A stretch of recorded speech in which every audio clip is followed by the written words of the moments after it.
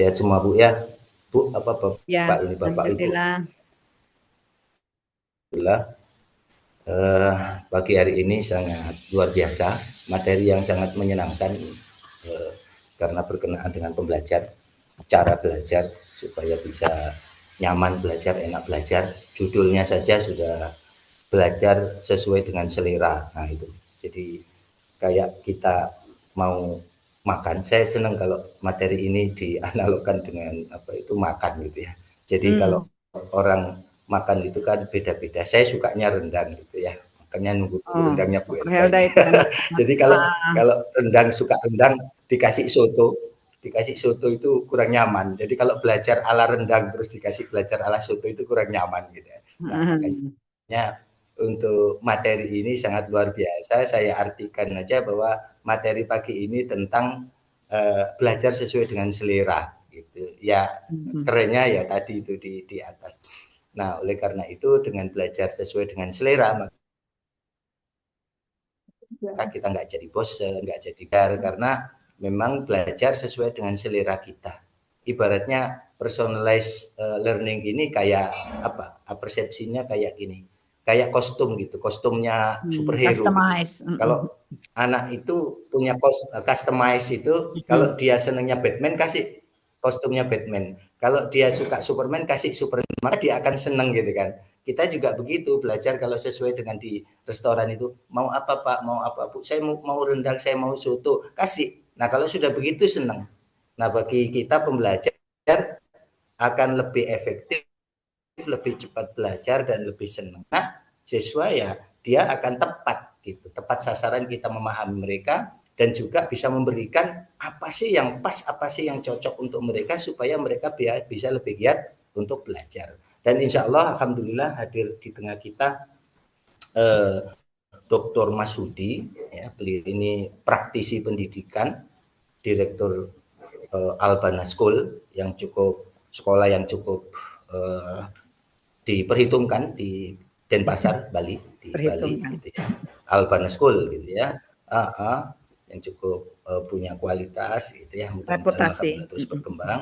Beliau beliau juga sekretaris Share Edu, itu merupakan organisasi tempat berkumpulnya para pendidik, para lembaga-lembaga pendidikan untuk saling sharing seperti sharing knowledge ini, tapi di dunia Hmm. pendidikan khusus ada Hmm. seperti itu. Beliau sekretarisnya secara nasional dan Oh, yang alhamdulillah beliau revisi. hadir untuk menyampaikan satu materi yang menarik ini. Dan alhamdulillah Dr. Sita, Dr. Helda juga sudah hadir dan insya Allah Dr. Masudi nanti ada pengantar sedikit dari Dr. Helda tentang forum ini supaya bisa dipahami. Dan ini pesertanya ibu-ibu, bapak-bapak, para pembelajar dari mana saja gitu, dari lintas organisasi, lintas partai, lintas suku, Hmm. bahkan ada juga agama, lintas agama gitu. Jadi kita forum terbuka, forum yang akan ini nanti diantarkan oleh Dr. Herda. Ya, Saya kira itu saja, kita buka dengan basmalah. Bismillahirrahmanirrahim. Bismillahirrahmanirrahim Saya dan kita bicara sedikit berikan ya, Pak Gunawan. Dr. Sita Saya, untuk memberikan Dr. Helda lagi uh, sakit dulu. pengantar di dalam Oke. diskusi. Ibu, Ya, saya Pak Dr. Masudi ingin terima kasih. menyampaikan sedikit karena kebetulan saya koordinator kelas ya, dan Silakan, monggo. ini forum saya dan Dr. Helda yang awal menggagas dan alhamdulillah terus berkembang, paling tidak bertahan. Auzubillahiminasyaitonirrajim. Bismillahirrahmanirrahim. Assalamualaikum warahmatullahi wabarakatuh. Alhamdulillah yang kami hormati, yang sama-sama kita hormati Bapak Dr. Masudi, Pak Asdos nih, Pak Gunawan, Dr. Heldan, dan semua rekan-rekan pembelajar, Ibu dan Bapak yang terus semangat untuk belajar. Alhamdulillah. Jadi forum ini menampung orang-orang yang terus belajar. Yang saya psikologinya dulu psikologi SDMKM Pak Masudi, Knowledge Management. Jadi ngajarnya di UI juga ngajar tentang learning, learning, learning ya. Tentang learning organization, knowledge management dan seterusnya. Jadi memang forum ini awalnya juga adalah bagian dari implementasi gitu dari ilmu yang didapatkan bagaimana sharing of knowledge ini terus berjalan atau knowledge sharing ini terus berjalan ya. Kemudian saya ingin mengingatkan Bapak Ibu sekalian, alhamdulillah forum ini dan sekaligus juga grup WA-nya termasuk grup yang cukup aman dan kondusif gitu ya. Karena kadang-kadang kita lihat banyak orang-orang yang karena derasnya arus informasi dari sosial media yang artinya terjadi percepatannya tuh akselerasi informasi terjadi begitu dahsyat. Kadang tidak sempat mencerna, dapat langsung share gitu, dapat langsung komen, belum ada proses internalisasi, belum ada proses yang ini. Nah, akhirnya banyak grup-grup yang berubah menjadi grup judulnya kayak perang gitu ya, caci maki dan seterusnya. Apakah menjadi perang argumentasi? Tidak. Nah, kalau dalam ilmu filsafat, Profesor Karlina Supeli pernah mengingatkan hati-hati dengan ad hominem. Ad hominem itu adalah strategi retorika.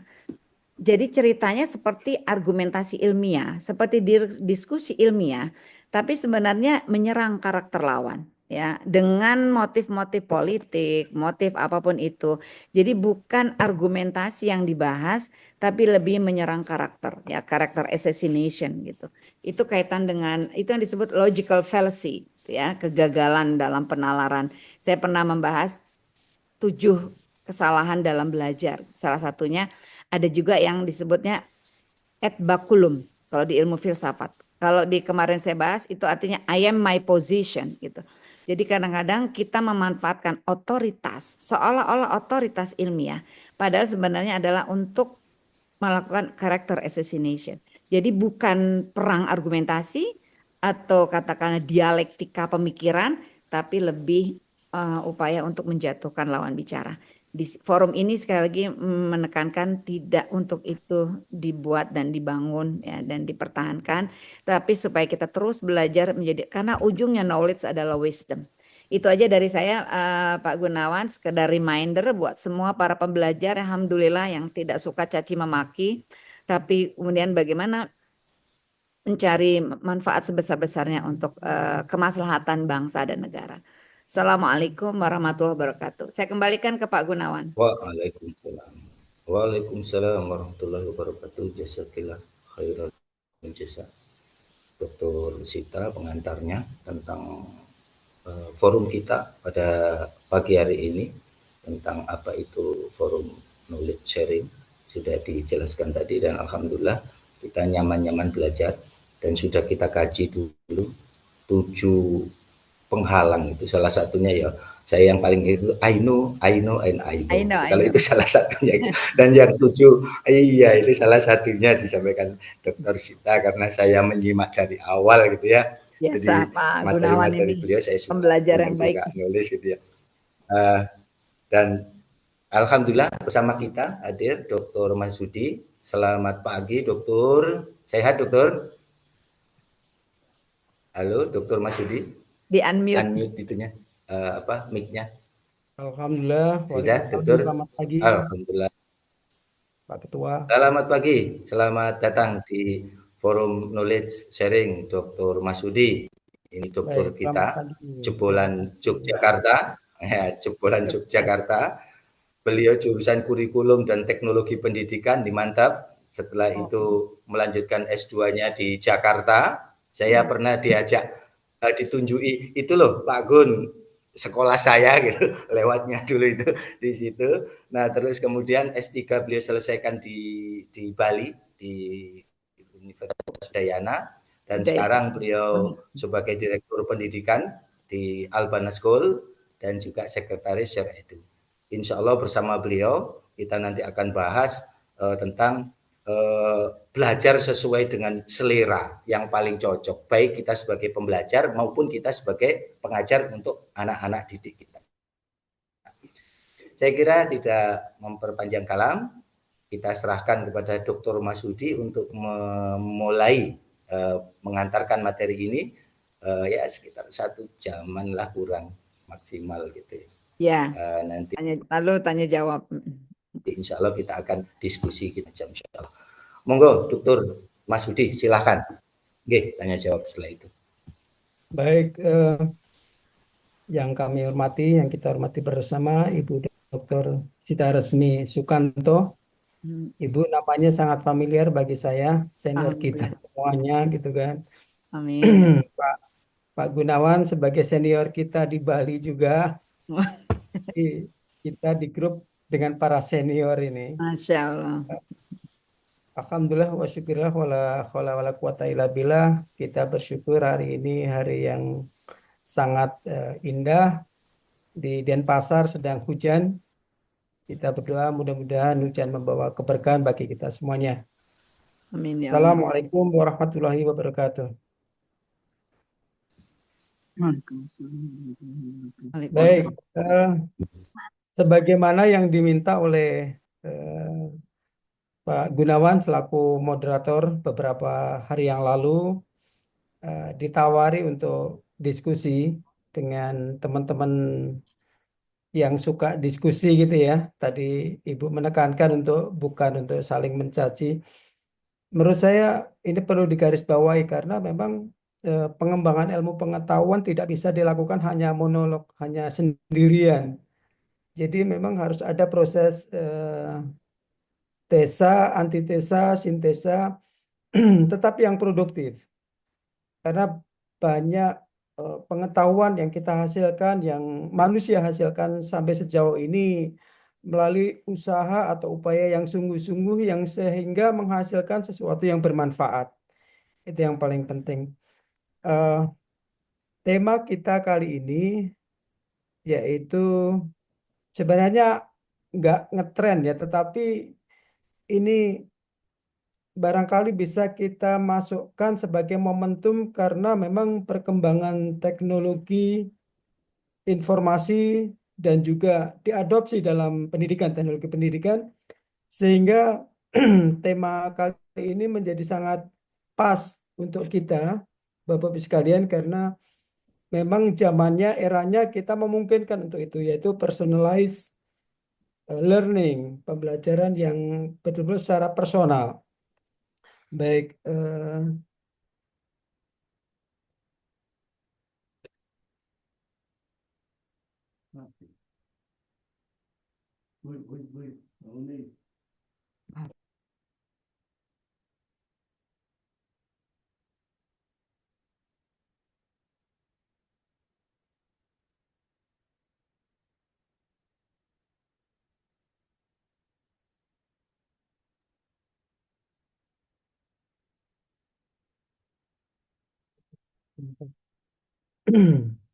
Monggo share screen kalau ini yang dokter langsung. ya,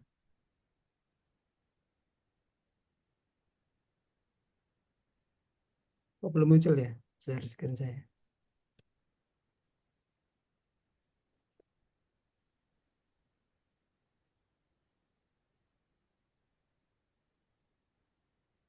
Belum muncul. Atau dikirim ke Pak Gunawan yang share. Saya, saya udah kirim Pak Gun, mohon bisa di. Pak Gunawan dibantu.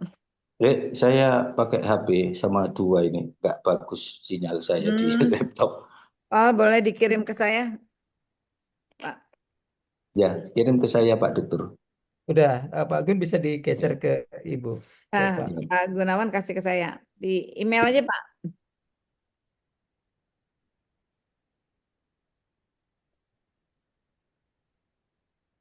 Ya, mungkin sambil Dilanjut. dilanjut aja Baik, sambil menunggu proses teknis.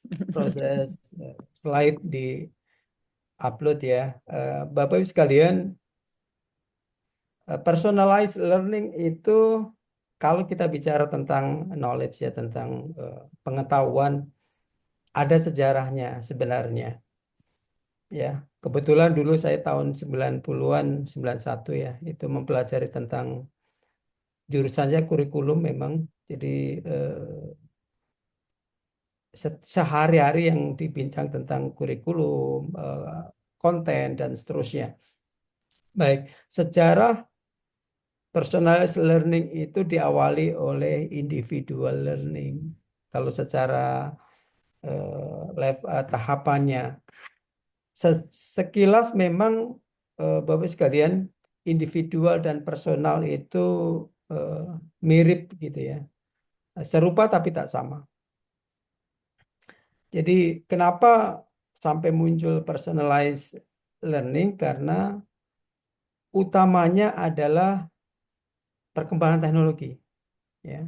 Jadi kita paham bahwa dalam kehidupan manusia itu salah satu yang mempengaruhi tren, kemudian culture, budaya, masyarakat kita adalah adanya perkembangan teknologi. Begitu juga dalam konsep pendidikan, ada beberapa teknologi yang bisa diadopsi, yang bisa diimplementasikan atau digunakan dalam proses pendidikan di dunia ini. Baik individual maupun personalized learning, keduanya berfokus pada pendekatan yang menyesuaikan pengalaman belajar. Gunawan udah dikirim belum? Maaf Pak Mas Adi. Masih proses. Oh, masih proses. Oke. Oke, baik. Keduanya berfokus pada pendekatan yang menyesuaikan pengalaman belajar dengan kebutuhan, minat, dan kemampuan individu. Nah, ini yang sangat penting ya untuk kita tekankan karena di Indonesia umumnya pendidikan formal itu klasikal. Salah satu kelebihan klasikal itu lebih mudah karena bersama-sama, lebih murah barangkali. Tetapi ada beberapa catatan ketika terjadi klasikal kelas yang banyak gitu ya. Karena dengan klasikal itu seakan-akan tidak mempertimbangkan minat, kemampuan yang utama ya. Ada beberapa kasus-kasus anak-anak tertentu itu ketika mereka di level-level apakah pendidikan dasar dan menengah khususnya, itu tumbuh kembangnya belum seideal normal yang lain. Nah, kemampuan individu yang belum maksimal ini ketika mendapatkan materi yang belum porsinya, maka kadang-kadang anak-anak tersebut menjadi tertekan atau stres. Dan ini harus disadari oleh lembaga atau oleh sekolah, ya. Bagaimana mengurai, bagaimana membantu anak-anak yang memang karena satu lain hal, karena faktor sosial, karena faktor kemampuan di rumah barangkali, atau bahkan dari faktor genetika ya, kemampuan dasar dari anak itu, sehingga mereka punya persoalan tumbuh kembangnya. Yang berikutnya adalah gambaran singkat tentang sejarah kedua konsep tersebut. Bapak sekalian, ya, individual learning merujuk pada pendekatan yang memberikan kesempatan bagi setiap siswa untuk belajar secara mandiri dan sesuai dengan ritme serta gaya belajar sendiri. Konsep ini berakar pada berbagai teori pendidikan yang menekankan pentingnya perhatian terhadap kebutuhan dan kemampuan setiap individu. Awal mula abad ke-19 dan ke-20 sejak abad ke-19 dengan munculnya revolusi industri dan sistem pendidikan yang semakin berkembang, kebutuhan untuk memberikan perhatian lebih pada individu dalam pendidikan mulai dipertimbangkan. Para pendidik seperti John Dewey, seorang filsuf dan pendidik progresif, mengemukakan pentingnya pembelajaran yang relevan dengan pengalaman siswa dan konteks sosial mereka. Meskipun tidak langsung terkait dengan konsep individual learning, seperti yang dikenal saat ini, John Dewey mendorong agar pendidikan diorientasikan pada kebutuhan dan kemampuan individu. Sebenarnya Bapak-Ibu sekalian, dari awal sudah ada kesadaran dari kita, dari pendidik, terutama dari psikolog, yang mereka mempelajari kenapa kinerja anak-anak belum maksimal. Di antaranya ternyata karena faktor-faktor yang ada atau yang terjadi itu baik di dalam maupun di luar anak-anak kita. Yang berikutnya, kognitivisme tahun 1950 hingga 1980. Pada abad ke-20-an, teori-teori kognisi berkembang dan menekankan pentingnya peran aktif individu dalam proses belajar. Para ahli seperti John Piaget, Lev Vygotsky memberikan kontribusi pada pemahaman bagaimana individu belajar melalui pengalaman mereka sendiri. Pembelajaran individual lebih ditekankan dalam konteks ini karena teori-teori ini mengakui bahwa setiap individu belajar dengan cara yang unik, tergantung pada tingkat perkembangan kognisi dan sosial mereka. Ini yang kita headline, Bapak sekalian. Jadi sekali lagi kalau kita amati, kita sehari-hari sebagai praktisi pendidikan menyadari betul bahwa dalam kelas walaupun jumlahnya hanya 20, 22, 24 di kelas-kelas small kelas kita, jangankan 24 siswa, 5 siswa sekalipun, sebenarnya kalau kita menyadari betul, kalau kita amati betul, masing-masing punya cara yang unik untuk belajar. Walaupun yang kita pelajari mungkin itu satu materi yang sama. Ini harus disadari oleh kita sebagai para gurunya, sehingga nanti kita bisa mempunyai empati bagi anak-anak yang mungkin belum bisa belajar secara maksimal.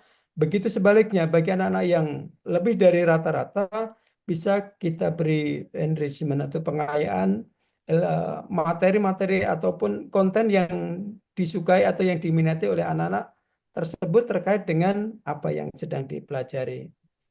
Berikutnya model pembelajaran berbasis komputer. Ini beberapa sejarah ya. Pada tahun 1980-an hingga 90-an, dengan munculnya teknologi komputer, pembelajaran mulai berkembang lebih jauh.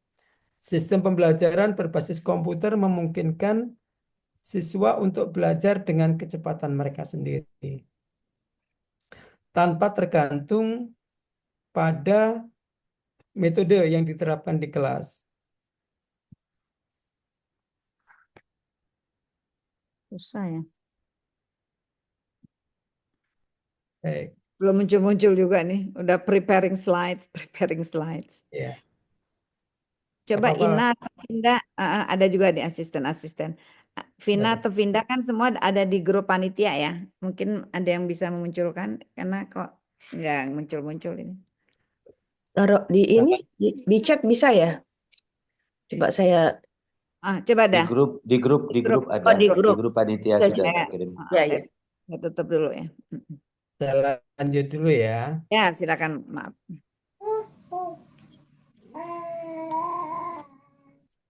Salah satu yang menjadi titik momentum ya tentang personalized learning ini adalah yaitu model pembelajaran berbasis komputer, yaitu ditemukannya perangkat komputer yang di mana ya sistem pembelajaran berbasis komputer ini memungkinkan siswa untuk belajar dengan kecepatan mereka sendiri.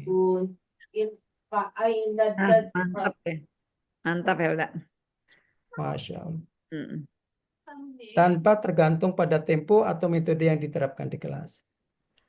Personalized learning merupakan pendekatan yang lebih modern yang menekankan penyesuaian pengalaman belajar dengan karakteristik pribadi siswa, termasuk minat, kecepatan belajar, gaya belajar, dan kebutuhan khusus. Personalized learning menggabungkan teknologi dan data untuk mengembangkan jalur pembelajaran yang sesuai dengan masing-masing individu. Awal mula abad ke-20, seiring dengan berkembangnya pemahaman tentang pentingnya belajar yang berpusat pada siswa, beberapa tokoh penting dalam pendidikan seperti Maria Montessori juga mengembangkan pendekatan yang lebih fleksibel dan lebih disesuaikan dengan kebutuhan individu. Montessori, meskipun tidak secara langsung berbicara tentang personalized learning, memperkenalkan konsep-konsep penting terkait kebebasan belajar dan penyesuaian dengan kemampuan anak-anak. Berikutnya, pengembangan Slide berapa itu, teknologi. Dokter? Mohon maaf. Yes. Kenapa? Slide-nya sudah muncul. Oke, baik.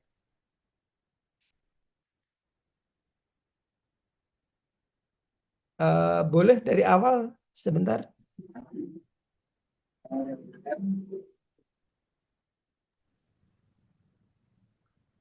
Lagi, Mundur lagi. mundur lagi. Ya. Ya. Terima kasih eh, operatornya, Mas atau Mbak, Ibu. Nenek-nenek ini.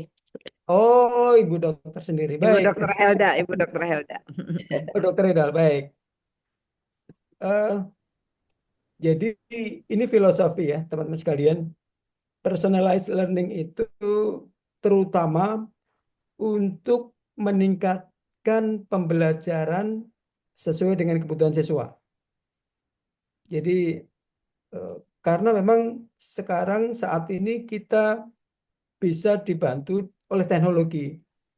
Apapun yang kita inginkan, setiap masing-masing individu kita itu dengan teknologi dimungkinkan untuk dipenuhi. Yang kedua, tujuannya adalah untuk mencapai pembelajaran yang lebih efektif dan menyenangkan. Jadi ditengarai memang di beberapa lembaga pendidikan, di kelas-kelas, di sekolah-sekolah di Indonesia, sebagian pembelajaran itu membosankan. Nah, dengan personalized learning diharapkan anak-anak atau siswa, para siswa atau mahasiswa bahkan itu bisa belajar dengan senang, karena kalau pikiran senang itu ilmu yang dipelajari atau keterampilan yang dipelajari akan jauh lebih eh, jauh akan lebih bagus ya, bisa masuk ke kita, ke kepala kita. Baik, lanjut Ibu, lanjut slide. Dokter Helda. Nih, kemana ibunya nih? Ya, Oke. pendekatan pembelajaran yang menyesuaikan pengalaman belajar dengan kebutuhan, minat, dan kemampuan individu siswa. Ini pendekatan personalized learning. Jadi memang betul-betul salah satu clue-nya, kata-katanya adalah individu siswa ini kita perhatikan. Yang kedua, memberikan setiap siswa kesempatan untuk belajar dengan cara yang paling efektif bagi mereka. Misalnya kita mempelajari, sama-sama mempelajari matematika, ternyata eh, metode untuk mempelajari matematika itu banyak cara, ya. Dan bagi sebagian anak mungkin dengan textbook sudah cukup, bagi yang lain dengan cara bermain juga bisa, atau bahkan ada yang lain menggabungkan banyak hal itu, ya. Ini utamanya kenapa kita harus ada personalis, yaitu memberikan setiap siswa kesempatan untuk belajar dengan cara yang paling efektif bagi mereka. Lanjut, Ibu.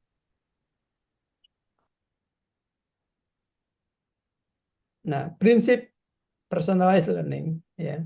Yang pertama, konten yang disesuaikan. Kita tahu bahwa pemerintah melalui Dinas Pendidikan, ya, Kementerian Pendidikan punya frame kerangka kurikulum secara umum. Tetapi kurikulum ini kan tidak serta-merta bisa dicerna oleh setiap siswa, karena memang perbedaan kultur, sosial, dan seterusnya itu, sehingga bahan pokok ini harus diolah, ya, harus disesuaikan. Begitu juga dalam personalized learning, konten yang disesuaikan ini diharapkan, ya, itu memang sesuai dengan porsinya anak-anak kita. Yang prinsip yang kedua, kecepatan belajar yang fleksibel. Ini juga sama, Bapak sekalian, kita tahu akhir-akhir ini banyak anak-anak atau bahkan para guru ya tidak sabar atau tidak kuat menahan beratnya belajar gitu ya. Sehingga kalau kemudian dalam proses belajar mengajar itu semua target anak-anak itu sama, itu tidak mudah bagi anak-anak yang memang kemampuannya di bawah rata-rata, ya. Nah, dengan adanya personalized learning, memungkinkan siswa dapat belajar dengan kecepatan mereka sendiri, ya. Bahkan, ya, tidak sekedar eh, agar mereka nyaman karena mungkin ketinggalan, tetapi bisa jadi bagi anak-anak yang melebihi atau lebih dari normal, mereka bisa belajar lebih dari yang diberikan oleh sekolah. Kemudian yang berikutnya, pilihan dan kebebasan. Memberikan siswa kontrol dalam menentukan metode dan alat pembelajaran yang sesuai dengan gaya belajar mereka. Ini dengan asumsi teknologi digunakan dalam mendukung pembelajaran gitu ya. Yang ini yang beda dibanding individual ya, individual learning, yaitu pembelajaran berbasis data. Menggunakan data dan analisis untuk memantau perkembangan siswa dan menyesuaikan pengalaman belajar mereka. Dulunya di individual learning itu anak-anak itu hanya dikasih kesempatan belajar saja secara individual. Tetapi di personal itu lebih dari itu. Gunakan teknologi untuk mendukung capaian belajar anak-anak kita. Lanjut, Ibu. Manfaat personal learning bagi siswa. Ya, kita tahu setiap teknologi, setiap metode yang kita terapkan selalu ada manfaat-manfaat yang memang kita rencanakan untuk itu. Nah, yang pertama manfaatnya adalah peningkatan keterlibatan. Pembelajaran yang lebih relevan dan menarik sesuai dengan minat siswa. Karena memang personalize, maka siswa jadi ya kayak kita ya, kalau kita betul-betul diakomodir apa kebutuhan kita, keinginan kita, maka siswa cenderung akan terlibat. Begitu sebaliknya. Ini terutama kita tekankan pada kelas-kelas klasikal dalam artian siswanya gitu ya. Nah, kalau sudah kelas klasikal kemudian para siswa tidak diperhatikan secara personal, barangkali ada beberapa siswa yang tidak tertarik dan itu awal siswa tidak bisa memahami materi secara maksimal. Kemudian yang kedua, manfaat yang kedua adalah pemahaman yang lebih baik. Siswa dapat menguasai materi pada tingkat pemahaman mereka sendiri. Nah, di konsep ini kita menyadari betul bahwa setiap anak itu punya jalan masing-masing, punya kemampuan masing-masing. Oleh karena itu, betul-betul kita upayakan, ini kan tujuannya agar pembelajaran lebih efektif. Ya.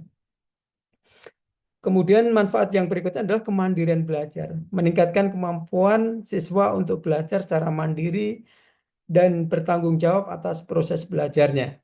Jadi tidak sekedar belajar sendiri dalam artian agar menyesuaikan profil anak-anak, tetapi juga ternyata dengan personalized learning ini membantu anak-anak untuk belajar mandiri dan bertanggung jawab. Yang berikutnya adalah peningkatan prestasi akademik. Pembelajaran yang disesuaikan dengan kebutuhan individu meningkatkan hasil belajar secara keseluruhan. Jadi memang kinerja siswa itu kan diukur dari, kalau di kerangkanya misalnya kalau di Indonesia ada sekian mata pelajaran, katakanlah ada 11 mata pelajaran secara umum. Nah, ini setiap pelajaran ketika anak-anak bisa belajar secara maksimal, kinerja-kinerja dari setiap mata pelajaran ketika dikumpulkan akan menjadi kinerja siswa secara keseluruhan. Dan dengan personalize ini membuat siswa nyaman belajar, kemudian kita yakin ya dengan kenyamanan itu akan meningkatkan prestasi akademik mereka. Lanjut, Ibu.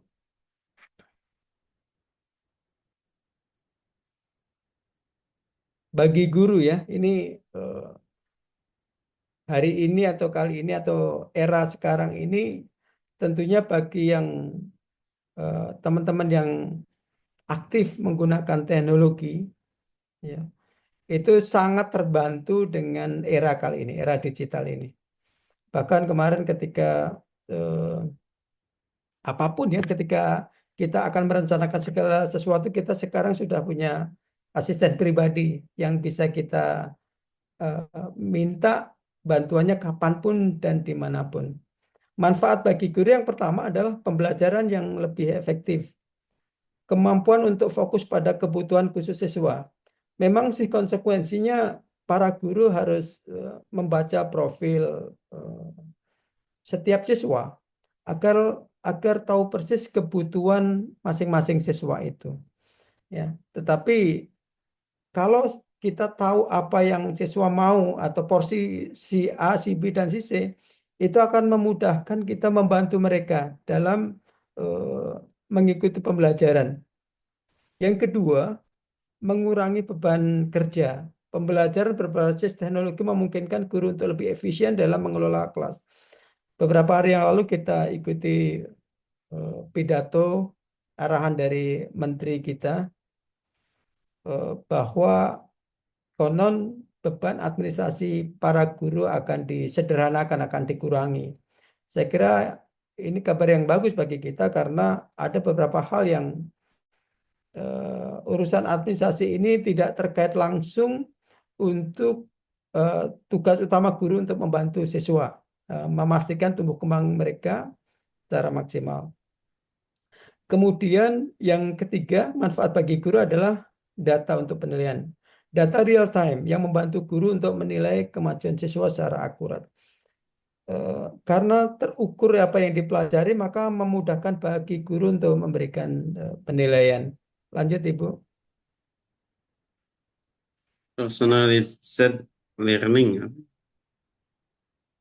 Iya. Yang berikutnya komponen utama. Nah, ini pembelajaran berbasis teknologi. Penggunaan platform pembelajaran digital untuk menyajikan materi secara adaptif ya. Kemudian yang berikutnya adalah differentiated instruction, menggunakan berbagai pendekatan instruksional untuk mendukung beragam gaya belajar siswa. Idealnya Bapak sekalian, dalam satu kelas itu kan kalau kita bicara 24 anak misalnya, itu betapa ada 24 anak yang unik, yang kalau kita telusur satu persatu, mereka mempunyai cara yang mereka punya sendiri gitu ya. Sehingga idealnya adalah kita memberikan kesempatan anak belajar sebagaimana yang mereka inginkan. Ada yang kalau secara umum kan ada gaya belajar yang visual, ada belajar yang auditori, yang kinestetik. Kita bisa mengakomodir beberapa ragam gaya belajar mereka. Tetapi ini tidak mudah ketika itu terjadi dalam satu kelas yang besar.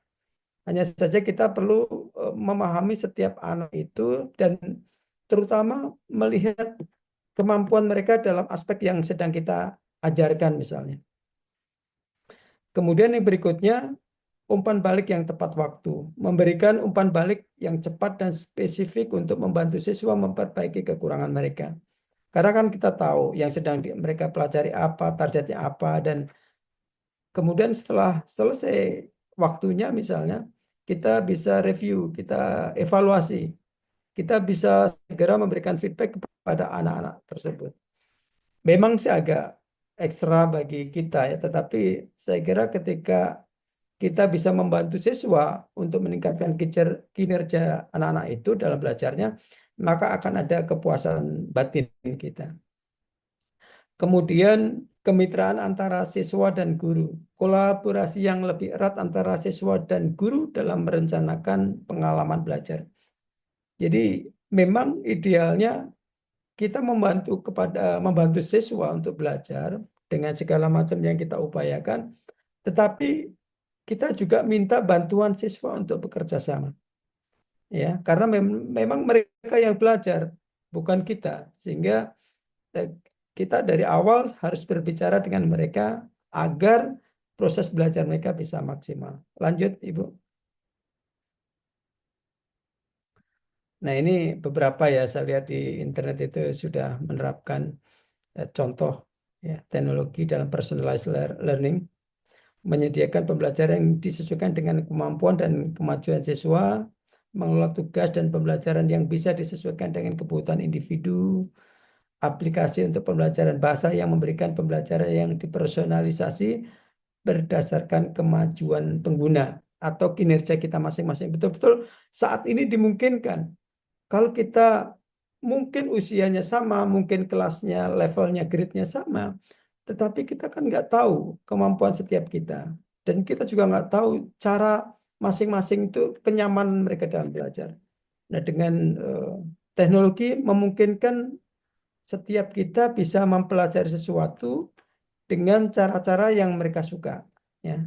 Sekali lagi dengan cara-cara mereka yang mereka suka dan bahagia akan memungkinkan ilmu itu bisa masuk lebih banyak. Lanjut. Tantangannya dalam implementasi personalized learning ada beberapa. Yang pertama, akses ke teknologi. Nah, ini persoalan kita kalau kita bicara tantangan ya di Indonesia, saya kira tidak semua siswa memiliki akses yang sama ke perangkat dan internet. Data di internet atau di mana-mana bisa kita lihat bahwa jaringan internet di Indonesia itu umumnya belum stabil ya, umumnya. Bahkan di beberapa kota besar kadang-kadang tidak stabil. Bahkan sebelum bicara jaringan adalah infrastruktur fisiknya. Sebagian kita tidak atau belum mampu untuk mengakses atau memiliki perangkat itu. Sehingga kalau nggak ada akses ke teknologi, tidak mungkin terjadi itu. Akhirnya pembelajaran secara konvensional atau secara tradisional. Yang kedua, pelatihan guru. Bapak sekalian, perkembangan teknologi informasi, teknologi digital itu sangat cepat bahkan. Ya. Sementara kita sebagai guru, sebagai manusia itu dalam belajar itu kan perlu waktu yang lama, proses yang panjang gitu ya. Oleh karena itu nggak mungkin ini ada ilmu baru yang harus segera dikuasai, diajarkan dan seterusnya. Tetapi oleh guru yang sampai sejauh ini mungkin belajar dalam aspek itu masih jauh. Ada kasus menarik di tahun 2019 waktu itu di dunia ya, khususnya di Indonesia. Tiba-tiba ketika terjadi pandemi COVID-19, tiba-tiba saja sekolah harus berhenti. Sekolah harus ditutup, orang-orang tidak boleh berkumpul. Tetapi pembelajaran harus berjalan. Akhirnya masing-masing ada istihad, ada usaha.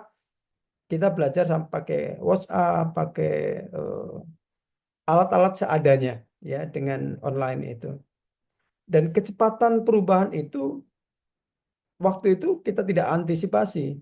Bagaimana sekolah tiba-tiba harus online, perangkatnya saja nggak punya jaringan internet, kalau di sekolah ada kemudian di rumah nggak ada dan seterusnya. Itu cukup menegangkan menurut saya.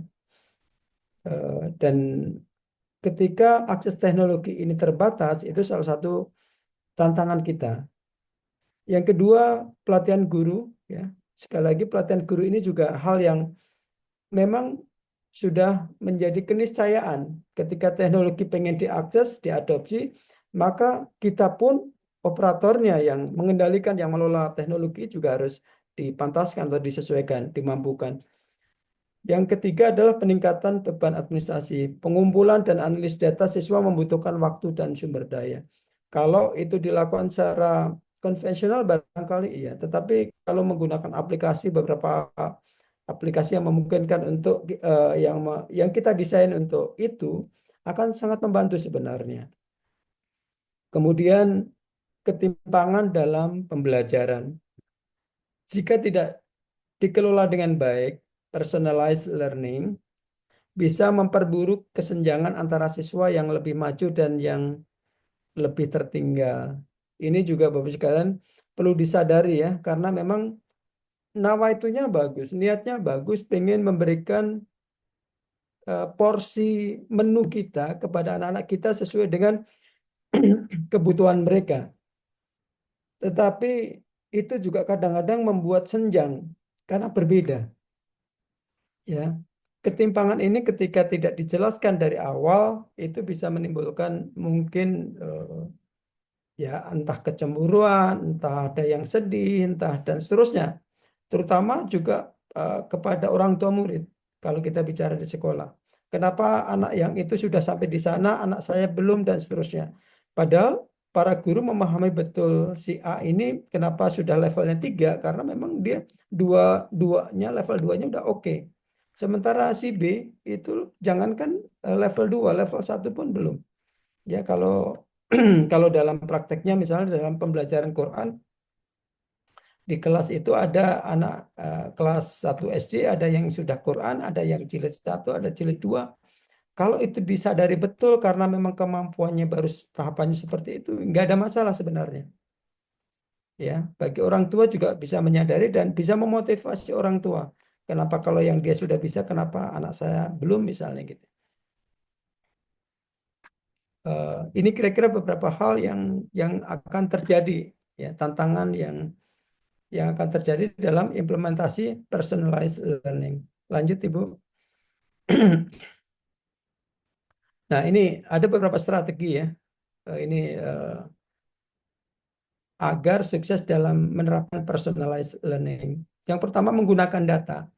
Jadi kalau di individu tadi lebih pada awalnya, karena di tahun 50-an itu belum banyak teknologi yang bisa kita gunakan untuk memindai, melihat profil anak-anak kita, maka ada anak-anak yang beragam, kemudian boleh deh belajar secara individu. Tetapi personalized learning ini lebih cenderung kita menggunakan teknologi, ya, menggunakan data untuk menganalisis kebutuhan siswa, memanfaatkan data pembelajaran untuk merancang pendekatan yang lebih efektif.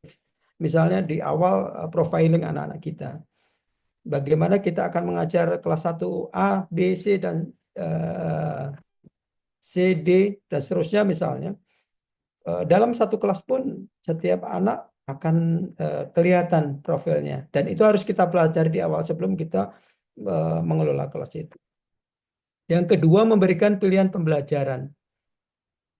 Menyediakan berbagai metode pembelajaran seperti video, kuis interaktif, atau diskusi kelompok. Kalau kita sampaikan dalam tekstual, ya, teks seperti ini mudah. Tetapi bisa kita bayangkan dalam satu kelas misalnya ada 24 anak, kemudian kita ingin memberikan mengelola pembelajaran dengan metode yang beragam, itu membutuhkan effort yang luar biasa, saya kira. Kemudian pelatihan dan pengembangan profesional untuk guru. Membekali guru dengan keterampilan untuk mengelola kelas yang mengadopsi personalized learning. Jadi sesungguhnya setiap kita kan unik ya. Kalau pagi hari ini ada sekitar 47-an orang yang bergabung dalam diskusi kita, itu masing-masing punya kekhasan masing-masing. Cara belajarnya ada yang dengan membaca, ada yang mendengar, ada yang berdiskusi seperti kita misalnya. Itu sah-sah saja sejauh kita menyadari betul apa targetnya misalnya. Kemudian yang juga sangat penting menurut kita, strategi agar sukses adalah keterlibatan orang tua. Ya, melibatkan orang tua dalam proses pembelajaran untuk mendukung anak di rumah. Betul-betul, apalagi kalau anak di bawah umur ya, pendidikan dasar dan menengah. Itu kan segalanya masih dalam kontrol orang tua. Anak-anak bisa maju berkembang atau sebaliknya sangat dipengaruhi oleh orang tua. Oleh karena itu betul-betul sekolah dan rumah itu menyadari bahwa ada beberapa yang dibutuhkan anak-anak kita, kondisi untuk anak-anak kita. Baik, lanjut. Lanjut, Ibu. Kesimpulan ya, ini ada 2 slide terakhir. Kesimpulan dulu. Personalized learning adalah pendekatan yang berfokus pada siswa dan menyesuaikan pengalaman belajar dengan kemampuan serta minat mereka. Jadi kalau pemerintah, kebijakan pemerintah Kementerian Pendidikan ingin betul-betul berharap meningkatkan kinerja siswa, ya saran kita adalah para guru, ya, lembaga, sekolah betul-betul memahami siswa, berfokus pada siswa. Tidak sekedar kita menyampaikan materi, kewajiban kita sudah tunai misalnya begitu. Jadi betul-betul dipahami seperti apa siswa itu. Kemudian yang kedua, pendekatan ini dapat meningkatkan keterlibatan, prestasi, dan kemandirian belajar siswa. Bapak sekalian, kita amati ya, kalau kasus-kasus di beberapa sekolah, untuk saat ini beberapa anak kita itu kehadiran mereka ke sekolah sebagian kehadiran secara fisik. Jadi fisiknya hadir, ada di sekolah, tetapi pikiran mereka kadang-kadang melayang-layang. Apalagi anak-anak yang sudah besar yang sudah terpapar dengan interaksi gadget yang sangat banyak waktunya sehari-hari. Itu pandangan mereka ya ketika beberapa kesempatan saya masuk kelas itu kayak kosong gitu. Jadi antusiasme untuk mendapatkan ilmu, kemudian keterlibatan dalam mereka belajar itu terbatas ya. Tetapi kalau kita bisa mengelola kelas dengan baik, dengan maksimal, sebenarnya pendekatan ini sangat membantu kita. Dan orang ketika diamati, diperhatikan secara personal, mereka akan sangat senang. Ya. Kemudian yang berikutnya, implementasi yang sukses membutuhkan dukungan teknologi, pelatihan guru, dan keterlibatan orang tua. Ya, gurunya sudah bersungguh-sungguh, sudah misalnya ya siap. Kemudian orang tua juga sama, sudah menyadari pentingnya teknologi untuk diadopsi, untuk digunakan dan seterusnya. Tetapi nggak ada teknologi yang digunakan, maka tidak bisa berfungsi secara maksimal. Begitu sebaliknya, ada teknologi tetapi gurunya tidak bisa memanfaatkan misalnya. Atau orang tuanya juga tidak menyadari atau tidak paham tentang zamannya, itu juga tidak akan maksimal. Oleh karena itu, teknologi, guru, dan orang tua menjadi faktor yang penting untuk kesuksesan implementasi personalized learning. Yang terakhir, dengan perhatian yang tepat, personalized learning bisa membawa perubahan positif dalam pendidikan. Jadi memang kemarin di kesempatan yang lain kita sempat ada parenting ya dengan Dr. Aisyah Dahlan di beberapa bulan yang lalu. Kita sempat slide-kan ada sebagian besar anak-anak kita, murid kita itu punya masalah atau gangguan dalam konsentrasi. Yaitu konsentrasi belajarnya itu sangat terbatas. Ya. Nah, kenapa demikian? Banyak faktor sebenarnya. Bisa jadi diantaranya kurangnya kita, para guru, untuk memahami atau menyesuaikan dengan para siswa itu. Ya, bisa jadi. Baik, yang terakhir, slide yang terakhir, Ibu. Ya, kami ucapkan terima kasih. Ini tadi beberapa slide sederhana saya kira, tapi lebih untuk memandu diskusi kita. Mudah-mudahan ada manfaatnya. Untuk berikutnya, kami kembalikan kepada Pak Gunawan selaku moderator.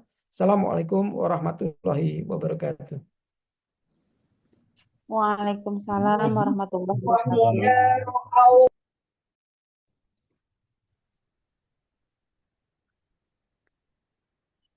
Pak Gunawan kok nggak ada suaranya, Pak? Halo? Ya, ada.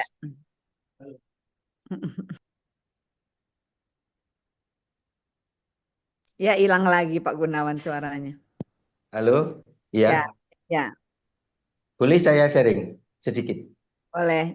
Ya. Banyak-banyak buat yang lain. Ya, jadi personalized learning, saya hanya sharing praktis, Bu Dr. Sita. Ya, Jadi, bagus. saya sharing praktis ini, saya punya dua hal ya. Satu adalah RAV, robot asisten virtual. Mimpi saya adalah membentuk kelas online berbasis AI.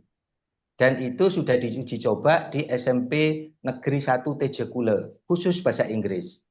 Itu. Dan ternyata dengan guru menjadi pemandu, itu anak-anak cukup cukup antusias, bahkan satu hari itu tidak kurang dari 20 sampai 30 anak itu aktif belajarnya karena dipandu oleh gurunya. Dia belajar langsung pada robotnya karena RAF ini kan mirip ChatGPT, mirip Gemini, mirip Copilot.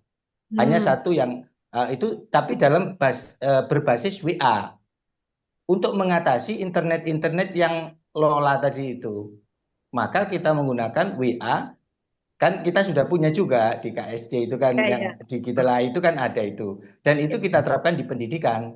Dan mereka bisa tanya apapun di situ, matematika, fisika, kimia dengan mudahnya. Tapi guru sebagai pemandu. Ini untuk tingkat SMP dan SMA. Untuk tingkat SD, kita sudah coba di beberapa anak, dan itu butuh pendampingan orang tua memang.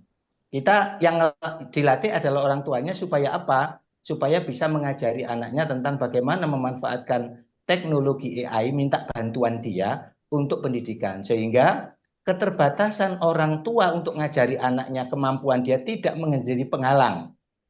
Dia cuma ngajari, ada PR mak, gitu. Masalahnya kan seringkali emaknya juga nggak bisa.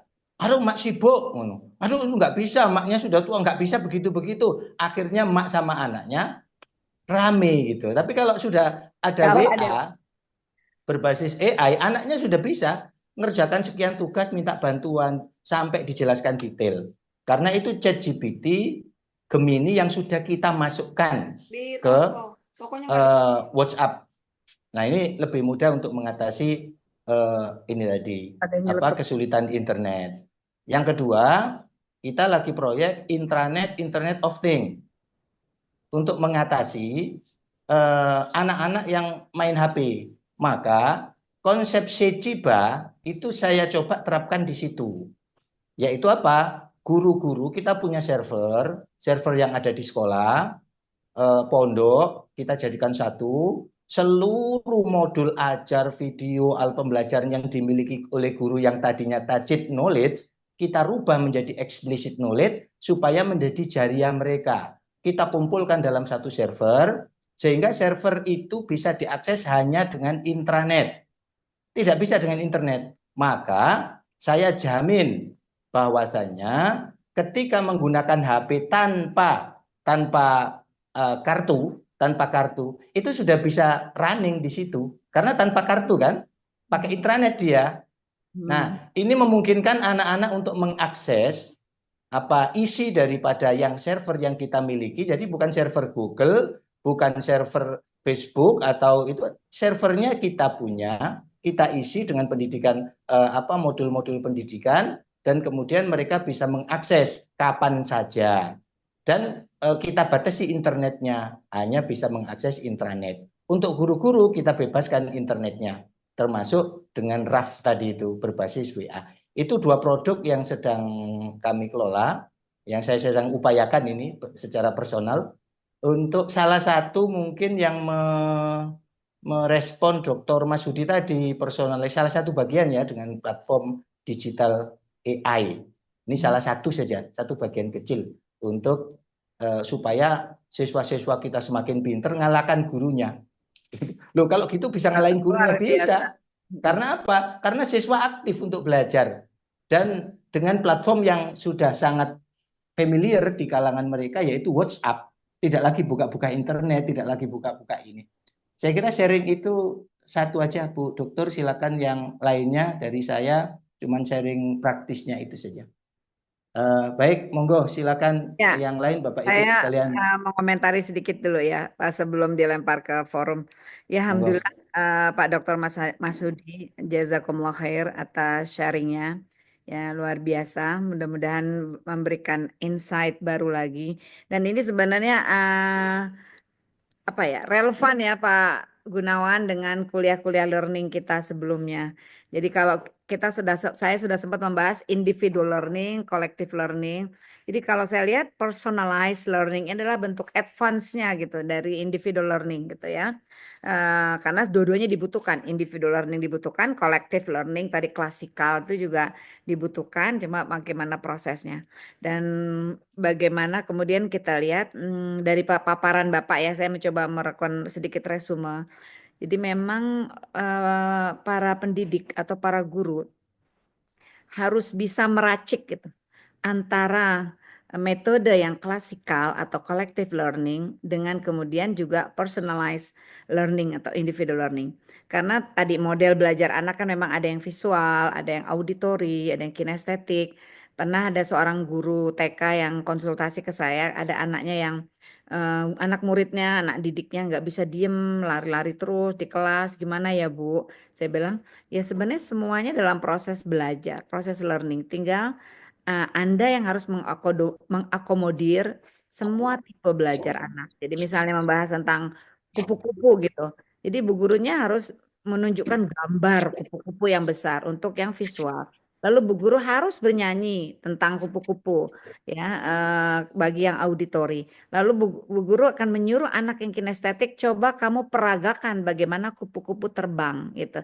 Jadi pulangnya dia mama tadi aku jadi kupu-kupu gitu. Dia ikut dalam proses pembelajaran. Kemudian personalized learning ini juga menurut saya satu hal yang positif karena memang ada yang fast learner, ada yang slow learner. Ya, tidak harus yang cepat gitu. Belajarnya harus menunggu yang lama gitu ya. Atau yang lama tertatih-tatih mengejar yang yang cepat. Nah, karena itu kita apalagi sekarang kecenderungan banyak sekolah inklusi gitu. Yang juga ada anak-anak with special needs gitu. Kenapa sih sekolah itu memasukkan anak-anak with special need ke sekolah umum, ya, sekolah yang inklusi? Karena sebenarnya anak-anak yang normal, tanda kutip anak-anak yang tidak dengan special need ya, itu juga butuh diasah adversity quotient-nya, emotional quotient-nya, ya, dia life skill dia bahwa hidup tidak selalu sempurna. Nih ada teman-teman yang dia harus tolerir gitu ketika katakanlah lambat dalam belajar dan seterusnya. Biasanya ada shadow teacher gitu untuk anak-anak yang with special need gitu. Oke, itu satu poin.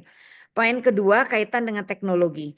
Memang teknologi itu bisa dibeli. Oke, dengan segala keterbatasan di daerah, tetapi di sekolah di kota-kota itu saya pernah ceramah di sebuah SMA cerdas menggunakan gadget. Tadi benar, artinya sekarang di Australia anak di bawah 16 tahun dilarang untuk menggunakan sosial media gitu ya. Dari dulu pernah Jerman tahun 1990-an mencermati bagaimana mencandu TV, jadi masih televisi belum internet, itu mengurangi kecerdasan rata-rata anak Amerika. Maka kemudian ada istilahnya regulasi baru untuk mengatasi tadi penurunan tingkat kecerdasan, IQ dan seterusnya dan seterusnya. Jadi teknologi itu bisa dibeli, tetapi bagaimana kemudian bisa diubah, bisa diadopsi, tetapi kesiapan perubahan behavior ini juga sesuatu yang learning behaviornya itu orang-orang yang perlu diperbaiki untuk beradaptasi. Dan terakhir, saya mau bicara tadi tentang Bapak sempat menggunakan tadi kata Duolingo. Jadi ada cerita menarik. Cucu saya Arkan itu yang memperkenalkan saya dengan Duolingo. Muti katanya, ini pakai Duolingo dan sampai sekarang saya menikmati. Tapi kata anak saya gini, Bu, saya kan memang bisa bahasa Jerman, jadi saya ngulangnya bahasa Jerman. Ketika saya coba yang Turki susah banget gitu ya.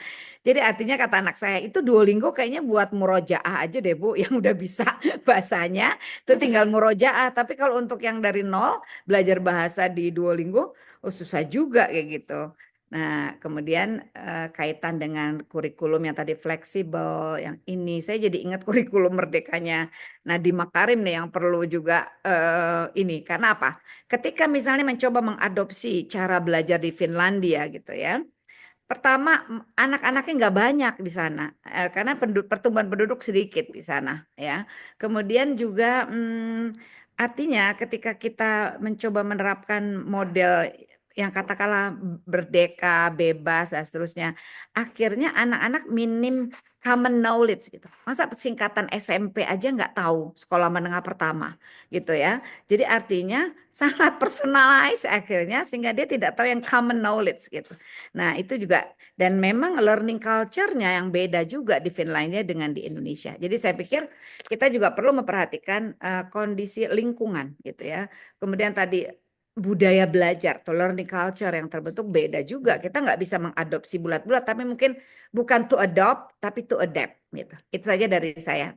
Saya kembalikan ke Pak Gunawan sebagai moderator. Jazakumullah, Pak Mas Hudi.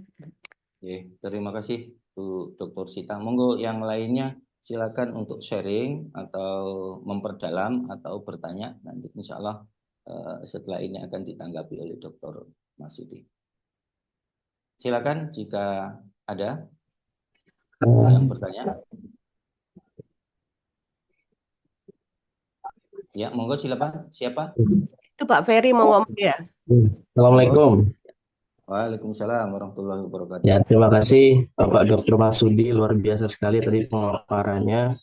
Kemudian saya suka banget dengan idenya Bapak Gunawan tadi tentang RAF itu ya. Itu keren banget sih.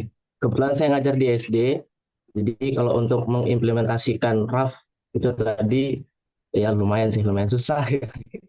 Untuk di SD kelas 3, artinya kelas bawah gitu.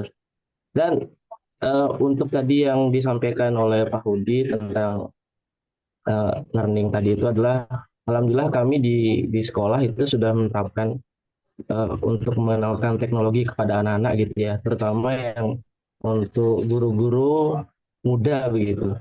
Kalau guru-guru muda insya Allah sudah familiar dengan teknologi, bahkan slide-nya itu juga beranimasi begitu menggunakan Canva dan segala macamnya. Kalau kita menggunakan Canva kan bisa remote jarak jauh gitu, misalnya anak-anak jawabannya benar, tepuk tangan, dan kemudian ada animasi lainnya yang keren begitu. Saya sepakat dengan menggunakan teknologi untuk mengenalkan teknologi sejak dini, tapi yang saya khawatirkan begini, terutama yang semua yang bersifat otomatis gitu ya, semua yang bersifat praktis dan mudah dicari dan gampang banget untuk menemukan berbagai informasi itu, kekhawatiran saya itu adalah anak-anak akan jadi malas berpikir untuk lebih dalam bagaimana cara menemukan sesuatu gitu. Misalnya anggap saja kayak matematika. Kebetulan saya ngajar matematika juga di luar, matematika dasar. Dia mengatakan begini, buat apa nih belajar matematika udah ada kalkulator gitu. Kemudian rumus-rumus yang nggak dia tahu, cukup dengan screenshot, taruh di ChatGPT, langsung keluar semua rumusnya, benar-benar keluar dan segala macamnya. Terus apalagi ditambah dengan untuk lulusan itu, ini ya untuk apa namanya sebutannya, kalau dulu kan ada namanya ujian akhir nasional gitu, yang sifatnya bisa lulus, nggak lulus, yang sifatnya bisa naik kelas dan tidak naik kelas gitu kan. Karena ini semuanya lulus, semuanya naik kelas, jadi ada beberapa siswa itu yang menggampangkan pembelajaran di sekolah gitu. Terutama apalagi yang untuk ANBK ini kan. ANBK ini bukan mengukur kemampuan siswa, tapi mengukur bagaimana kinerja sekolah begitu. Jadi kan betul-betul anak-anak itu jadi tidak termotivasi untuk belajar karena tidak ada tantangan. Jadi segala sesuatu yang dicari sama anak-anak sekarang tuh, terutama SMP dan SMA, semuanya serba mudah.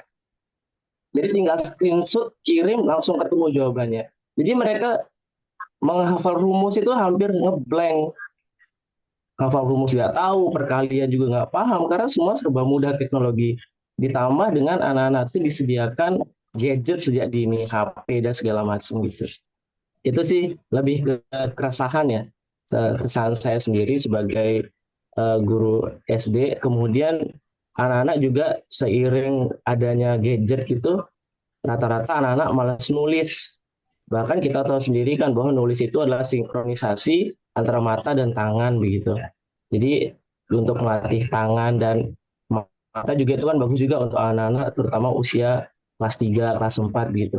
Kalau kita bandingkan dengan tulisan orang-orang yang dulu belajar tanpa teknologi dengan sekarang yang belajar dengan teknologi, tulisannya itu jauh banget Pak. Ada kelas 3 itu tulisannya astagfirullah gede kecil tuh. Kelas 3 di ukuran kelas 3 ya. Kalau kelas 1 wajar lah. Ini ukuran kelas 3 tulisannya itu nggak lurus gitu ya. Kemudian besar-besar semuanya, dan kalau dikasih kertas yang tanpa garis itu bakal segede gaban gitu tulisannya. Belum bisa mengira-ngira. Gitu. Jadi itu mungkin jadi permasalahan karena apa-apa sekarang serba mudah, serba ngerti, dan kita juga kepada anak itu mengenalkan teknologi seperti misalnya latihan soal sudah nggak nulis lagi, tinggal pakai kuisis, kirim, anak-anak senang dengan main HP, jadi seperti itu. Kita juga berusaha seperti itu untuk membalance. Tapi kalau dikasih yang nulis, kadang-kadang pendampingan orang tua yang susah Pak. Kita kasih nulis nih, misal Anggapnya latihan soal ya, padahal PR sebenarnya sih. Kalau kita bilang PR, khawatir dihujat rame-rame gitu ya. Udah ngasih PR kan gitu. Kita sebut latihan soal aja. Karena udah deket ulangan gitu. Jadi motivasi tersendiri. Ketika kita kasih berupa tulisan itu, langsung minta kunci jawaban. Ustadz, tolong dong kirim kunci jawaban gitu.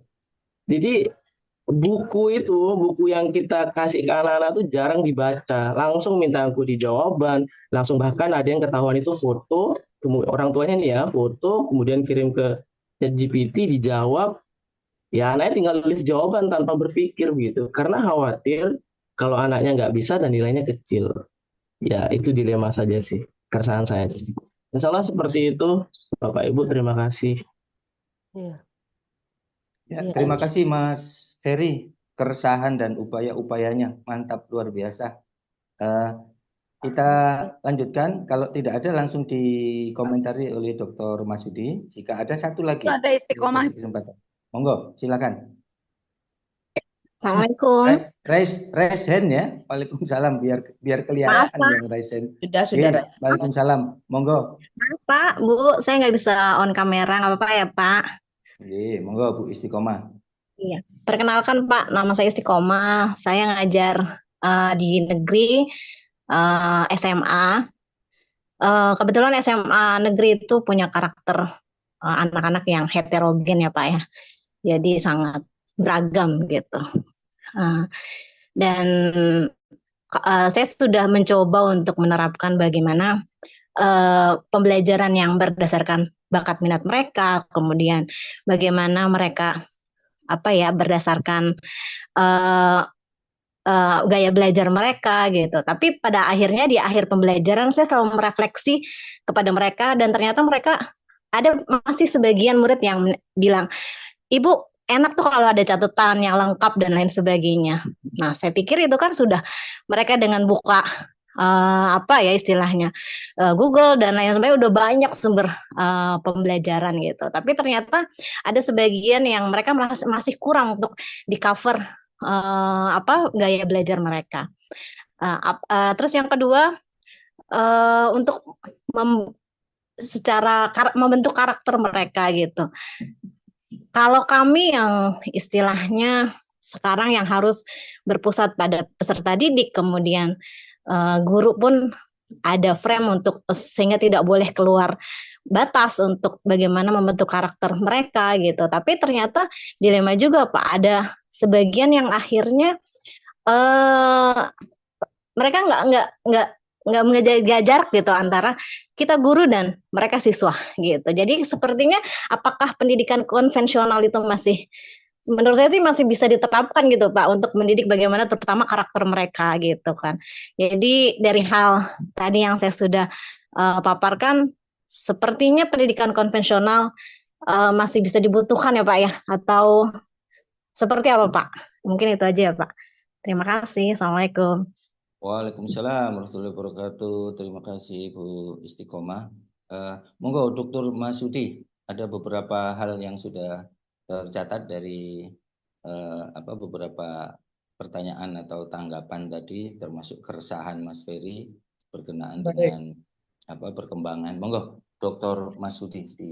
Baik, terima kasih Pak Gunawan atas waktunya.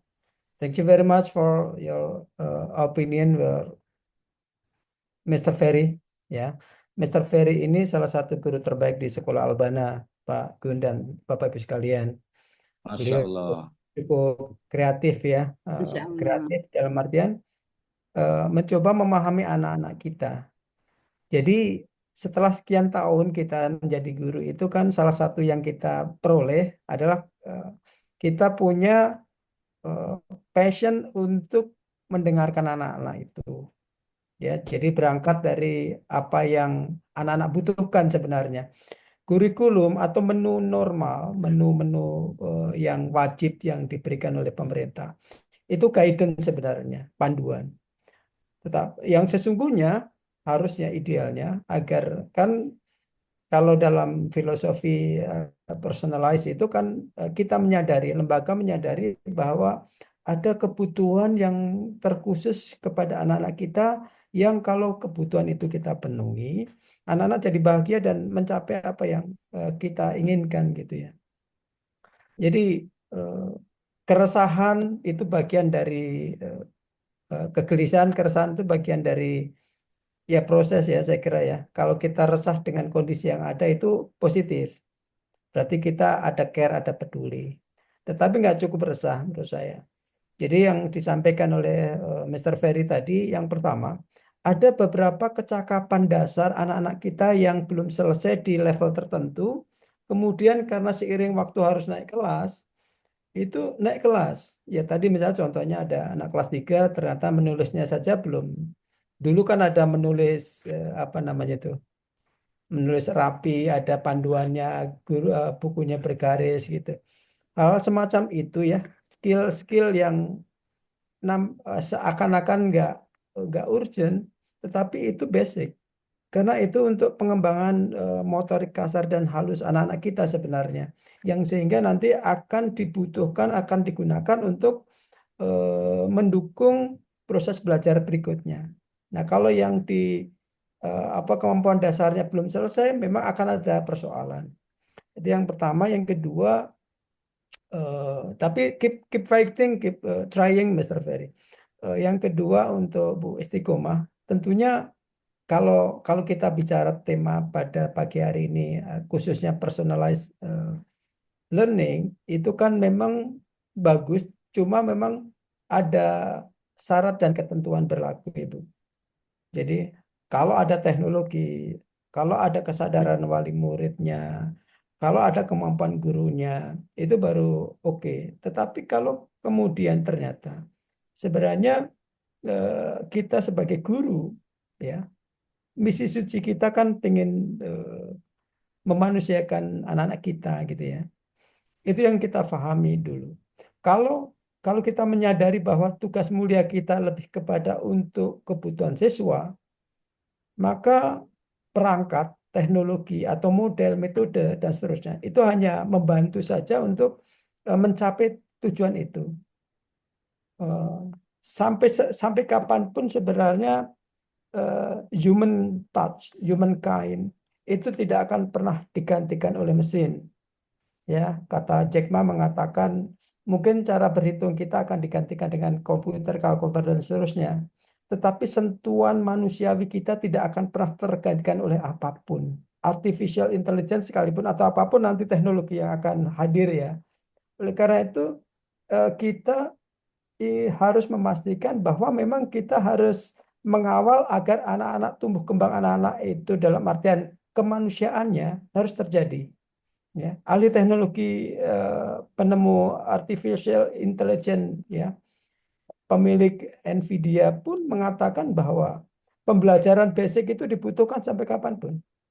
Cuma misalnya kemarin dia mengatakan apakah anak-anak perlu diajari coding sejak dini?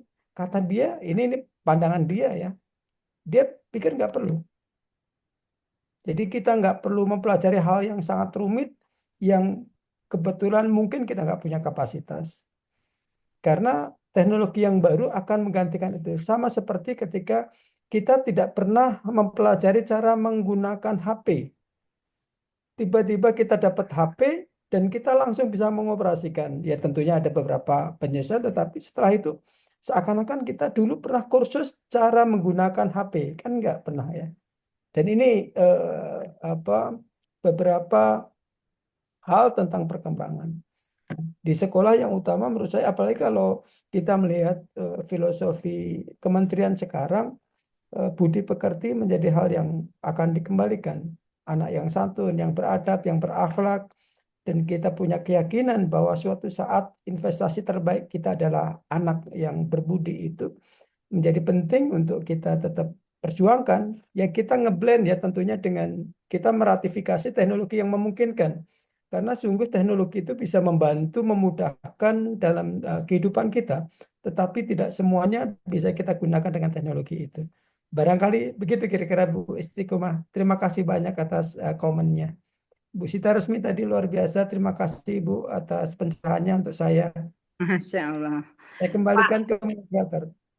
komen sedikit nih, Pak Ferry ini guru SD ya. Yes. Saya dari kecil tuh cita-citanya jadi guru SD. Ya, karena saya mencintai guru-guru SD saya. Jadi yang hafal namanya dari guru kelas 1 sampai kelas 6 itu sampai sekarang saya hafal gitu, dibanding SMP, SMA. Ya, tapi kemudian Allah nakdirinnya jadi guru mahasiswa ya, sama juga lah guru juga. Alhamdulillah. Ya, Ya, Bang. ada raise lagi hand nih nih, Pak Ferry raise hand. yang resign lagi. Hmm.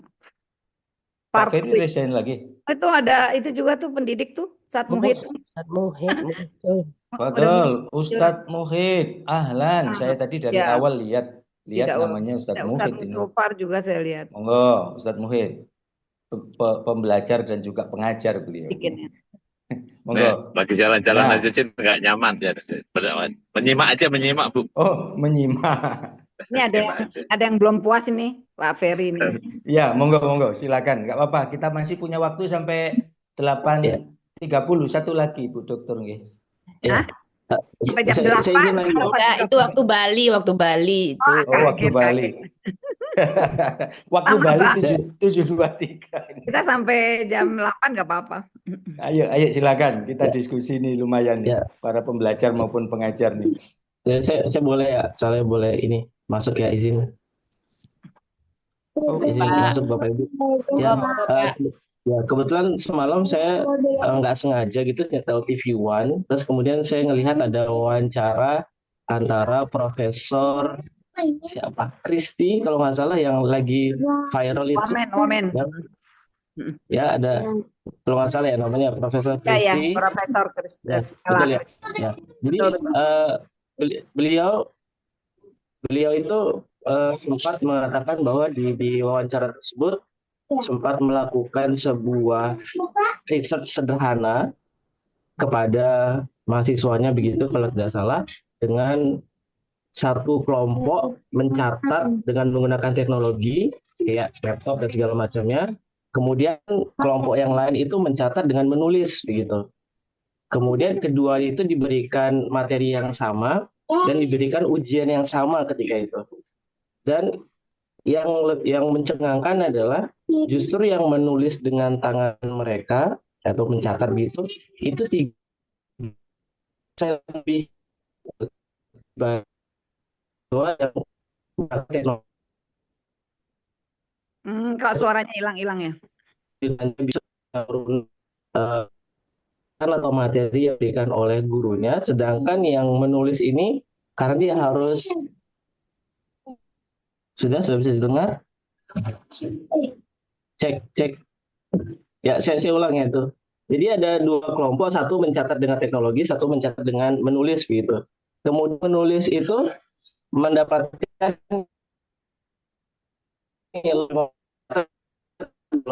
bahwa ketika mencatat itu sinkronisasi dari mata, tangan, kemudian otak itu lebih baik begitu. Ketika menulis itu banyak menyingkat, jadi dia harus menyimpan di otaknya apa yang telah ditulis itu. Tapi kalau mengetik, kata beliau itu mengetik ya karena saya nggak tahu juga dasarnya seperti apa. Kesimpulannya adalah ketika mencatat itu akan mengerjakan atau beberapa tangan, sinkronisasi mata, pikiran dan segala macamnya itu bergerak dengan baik, sehingga daya pikir mahasiswa yang menulis itu lebih baik daripada yang langsung menggunakan teknologi. Jadi setahu saya seperti itu. Kalau saya basically ngambil kesimpulannya adalah jadi anak-anaknya harus belajar nulis nih sejak dini, belajar capek nyatet, harus capek nyatet. Guru SD. Ya, Karena harus betul-betul capek nyatet.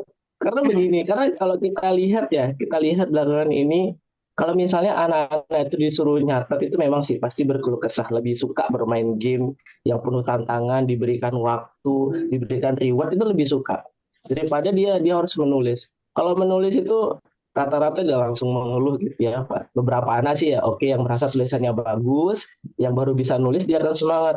Pak Tapi Gunawan, yang merasa tulisannya sudah tertangkap. Ya, ketangkep maksudnya. Ya, terima kasih. Seperti itu. Ya. Nanti dalam hal ini bisa dikomenti juga oleh Dr. Sita ini karena masuk dalam knowledge bahasan tentang itu cukup luar biasa. Ada lagi yang lainnya? Suci sekolah. Ini semua para Silakan. pendidik ini juga punya Iya, sekolah. pendidik kita yang luar biasa. Monggo, Bu Ya, Suci dari Aceh ini ya. dari Silakan. Medan, Ustaz. Ya. Medan, Ya. Pak. Silakan, Bunda Suci. Iya, alhamdulillah. Ada nampak videonya, Ustaz? Nampak. Ada itu, Nampak ya. nampak gambar Ka'bahnya itu. Nggak tahu nih tadi Mbak nampak wajah saya ini. Nah, alhamdulillah. Terima kasih sekali. Saya sangat senang kalau diskusi di forum KSC karena memang sangat membuka wawasan. Nah, kalau tadi di sini ada Bu Sita yang dosen, ada Pak Ferry guru SD. Nah, kalau saya nih guru TK. Sudah lebih kurang 19 tahun gitu. Jadi,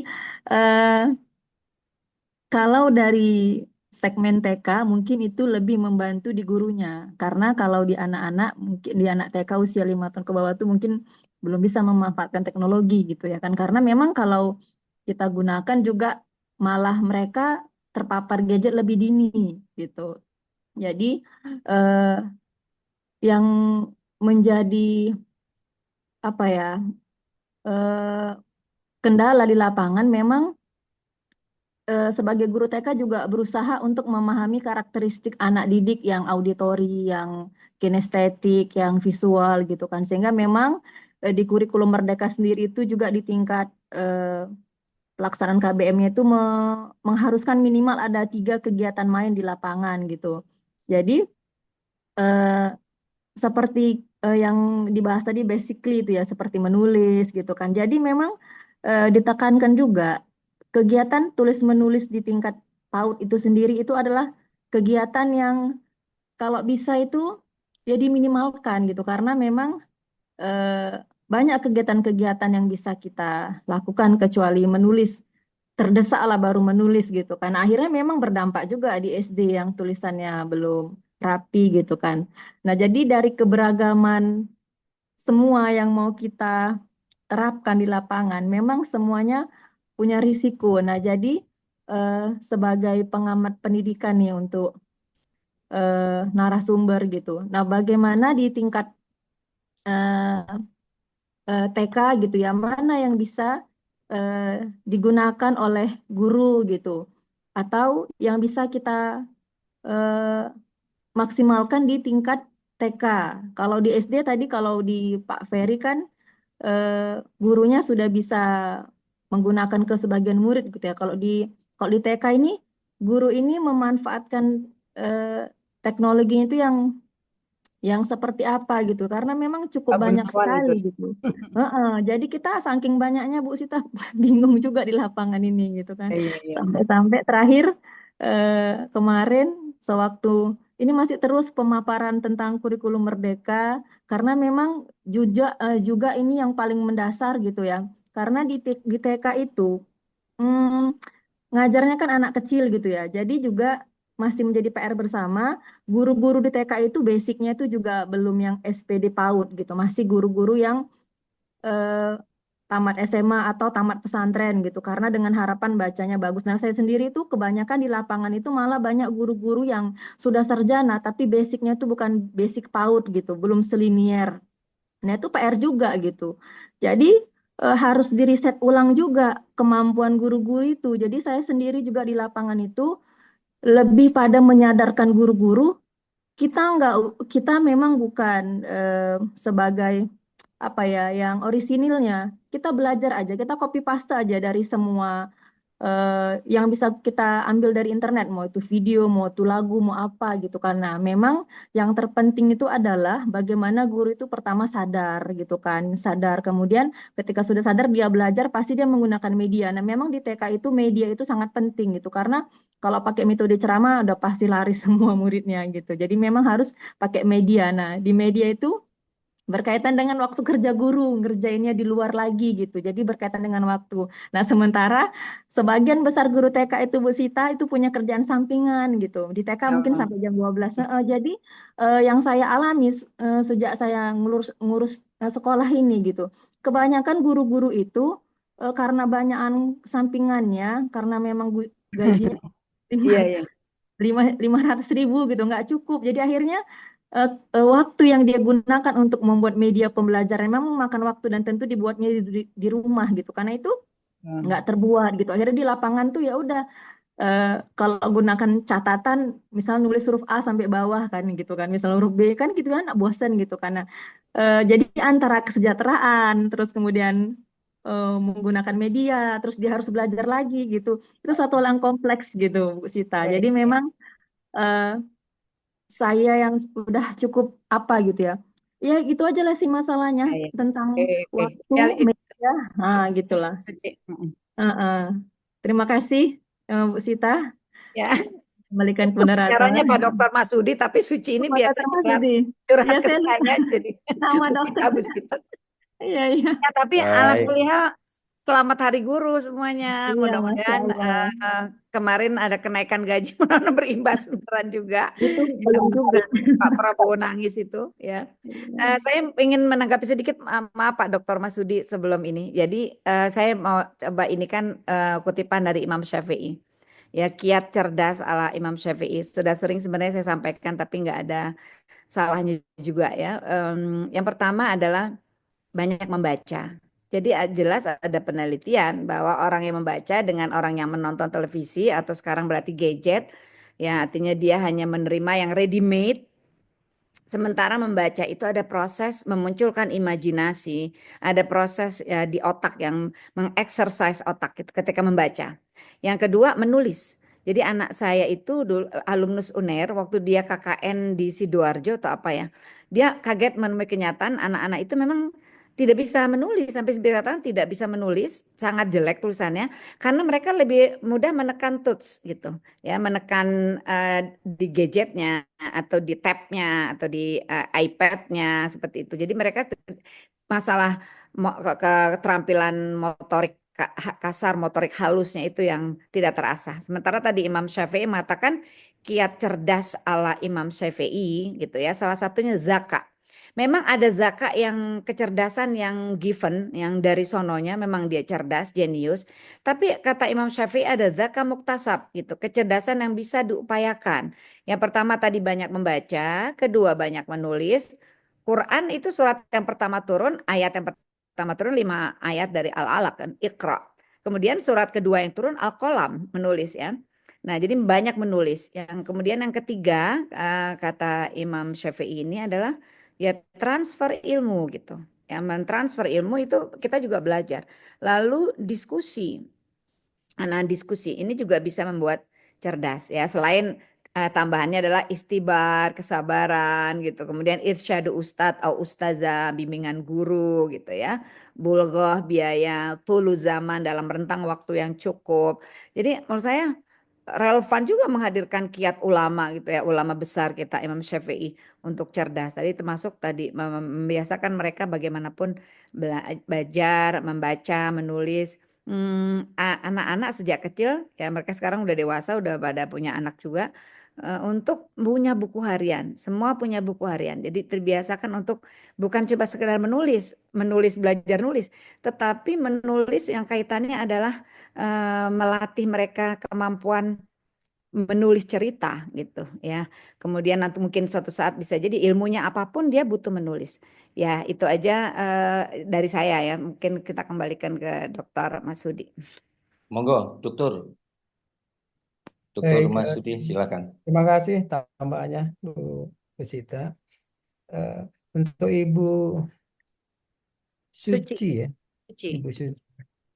Jadi memang kalau dari cerita sekilas yang beliau sampaikan tadi, ada beberapa hal yang menurut saya harus ya, duduk sejenak ya Ibu Suci untuk berbicara dari hati ke hati dengan para gurunya, saya kira. Karena memang guru itu kan profesi yang memang dilakukannya harus secara profesional. Kaidah profesional itu mensyaratkan ya harus ada beberapa yang dimiliki. Ya, tidak cukup knowledge ya. Kalau tadi knowledge beberapa background keilmuannya tidak linear barangkali, itu juga harus ada effort ya. Oke, kita startnya dari manapun nggak ada masalah, tetapi kita harus menyadari, oke, saya sekarang mengambil peran sebagai guru. Maka konsekuensi sebagai guru yang profesional itu harus ditempuh, harus dipenuhi. knowledge dalam mengelola kelas, mengajar dan seterusnya. Yang kedua, memang selain knowledge-nya, menurut saya guru-guru juga diajak bicara dari hati ke hati tentang kesungguhan dalam mengajar itu, mengelola kelas maksudnya gitu. Kita sadari nggak hanya di tempat ibu barangkali, karena memang secara umum di Indonesia kesejahteraan guru kalau itu hitungannya atau standarnya material relatif masih di bawah dibanding profesi yang lain. Tetapi sesungguhnya dari zaman kapanpun ya, dari zaman dulu tetap aja ada profesi guru. Dan mungkin nggak pernah kita dengar adalah guru yang meninggal karena nggak bisa makan misalnya gitu. Jadi sebenarnya profesi ini pilihan. Makanya kita nggak bisa excuse kalau kemudian harus nyambi dan seterusnya itu boleh, silakan saja. Ada beberapa guru yang kalau siang mengajar, kalau malam dia online, Gojek online misalnya. Kalau kenyataan himpitan ekonomi, kenapa tidak begitu? Tapi harus disadari, bahkan diyakini ya, karena setiap ilmu yang kita tebarkan, kita bagikan kepada yang lain, kita meyakini akan kembali kepada kita juga sebenarnya. Ya, kalau kita nggak bisa sedekah materi, bisa jadi kita sedekah ilmunya itu. Nah, kalau yang setelah kita menyadari betul profesi kita sebagai konsekuensi sebagai guru, maka langkah selanjutnya saya kira memang kita zamannya digital sebenarnya, eranya digital. Maka dalam porsi tertentu tetap kepada anak-anak TK sekalipun, saya kira pengenalan teknologi pembelajaran berbasis digital menjadi penting. Karena apa? Memang di sekolah misalnya ya, misalnya di sekolah nggak diberikan teknologi, akses teknologi misalnya. Tetapi keluar dari pintu gerbang sekolah, dia sama orang tuanya dalam mobil langsung nonton, langsung interaksi dengan gadget dan lain-lain. Ya, ada kesenjangan nantinya, kesenjangan kehidupan baik rumah maupun sekolah maupun luar sekolah. Oleh karena itu, idealnya menurut saya anak-anak ini kan memang hidupnya di zaman sekarang ya. Ada beberapa norma yang bisa kita berikan, ada beberapa skill yang bisa kita berikan, ada yang bisa ada beberapa wawasan yang kita berikan agar anak-anak itu dalam berinteraksi dengan teknologi misalnya, dengan gadget dan seterusnya itu, mereka jadi mengerti batasan-batasan itu.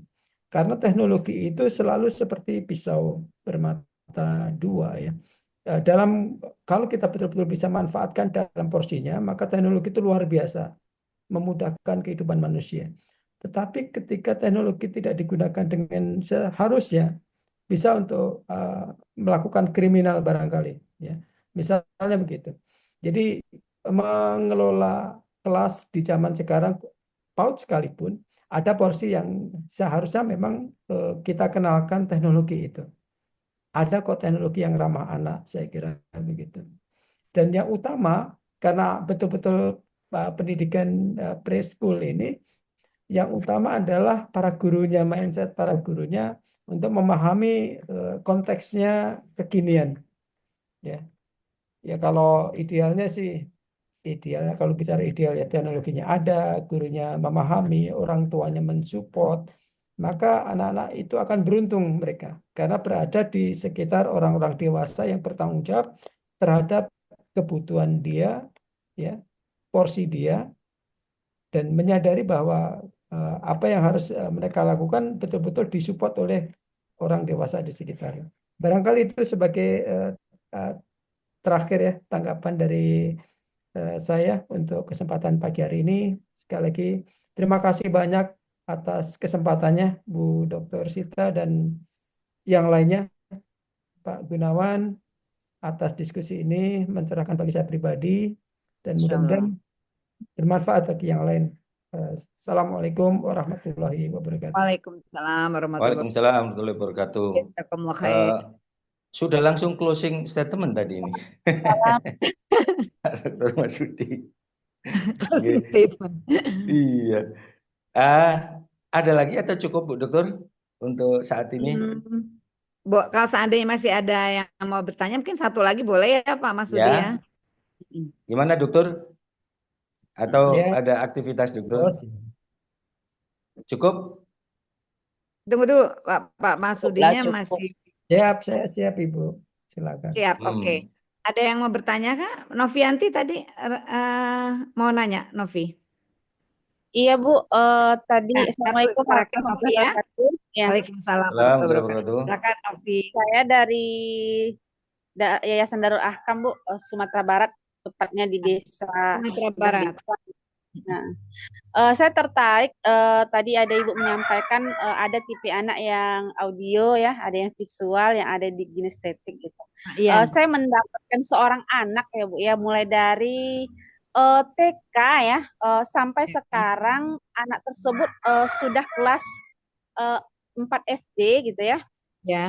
Sudah kelas 4 SD tapi cara pembelajarannya anak tersebut masih sama seperti di TK gitu, masih ingin dilayani, dia mau main belajar di luar gitu. Keaktifannya tidak berubah sehingga guru-guru yang lain akhirnya mengatakan kalau anak-anak di sekolah tuh manggil sama Novi manggil Umi ya. Sepertinya memang anak tersebut cuma bisanya belajar dengan Umi gitu karena memang guru-guru kewalahan. Apakah memang anak tersebut memang wataknya seperti itu atau bagaimana kalau menurut pendapat Ibu? Oke, ini tanyanya ke saya nih Pak Masudi. Saya jawab, nggak apa-apa. Jadi malah kita perlu pembahasan. Saya kemarin sempat membahas di kelompok ibu-ibu tentang generasi stroberi. Ya, jadi itu anak itu generasi stroberi anak itu tadi. Jadi dia spoiled. Tadi Pak Masudi udah bagus sekali membahas tentang perlunya peran serta orang tua gitu, harus ada sinergi, harus benar-benar juga simultan ya, sejalan pendidikan di sekolah dengan di rumah. Ketika anak ini selalu sangat diistimewakan, tanda kutip dimanjakan, sebenarnya kita sudah merusak anak gitu. Sehingga akhirnya dia tidak bisa berinteraksi secara setara gitu di sekolah. Dia harus menjadi pusat perhatian gitu, egosentris seperti itu.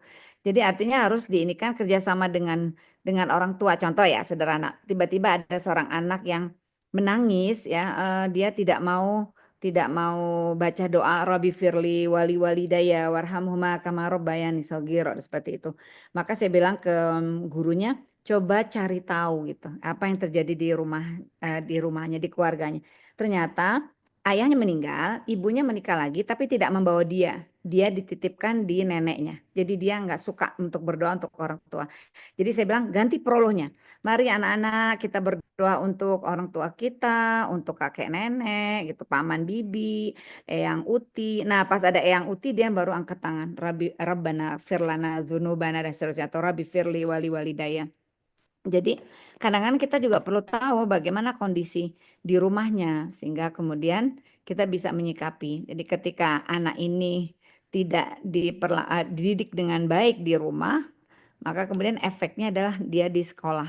Jadi karena memang gini, anak-anak yang dimanjakan itu kalau mau kunci keberhasilan kan harus anak-anak yang tangguh ya. Karena apa? Dia tidak bisa meminta perlakuan istimewa terus di semua tempat. Nanti di sekolahan minta diistimewakan, nanti di tempat kerja dia juga minta diistimewakan. Jadi menurut saya juga lebih sering sekarang mengisi untuk orang tua murid. Jadi memberikan kursus apa ya istilahnya ceramah parenting untuk orang tua murid.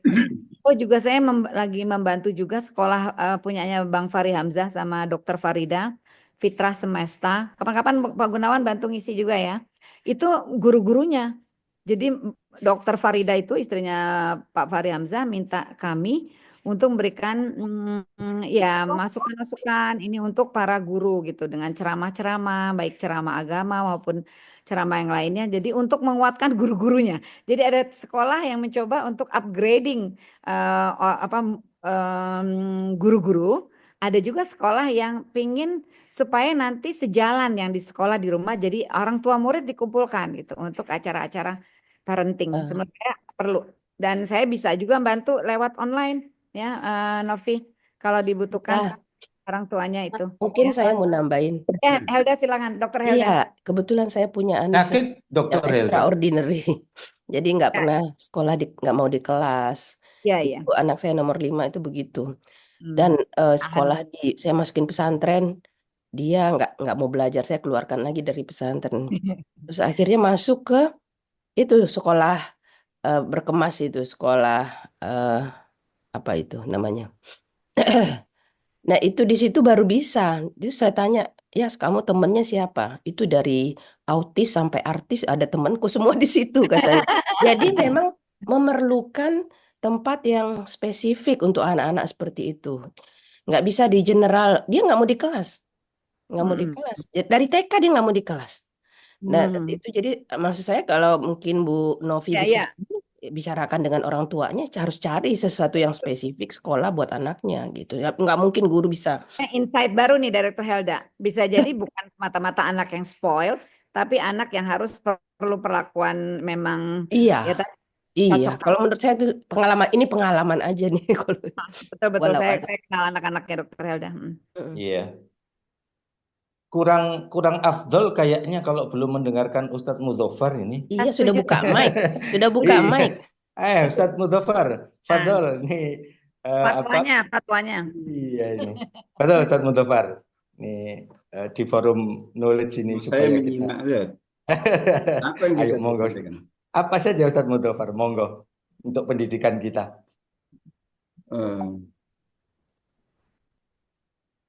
Ya, yang jelas saya belajar dari Dr. Masudi, Dr. Cita dan lain-lain tadi di sini. Para ustadz-ustadzah. Suara saya ini? Ya, kedengaran jelas. Alhamdulillah. Iya, saya hanya umum karena memang saya sangat awam kalau terkait dengan pendidikan di sini.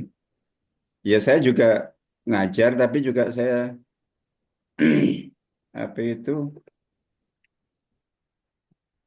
nggak bakat seperti yang ngajar, tapi ya terpaksa ngajar.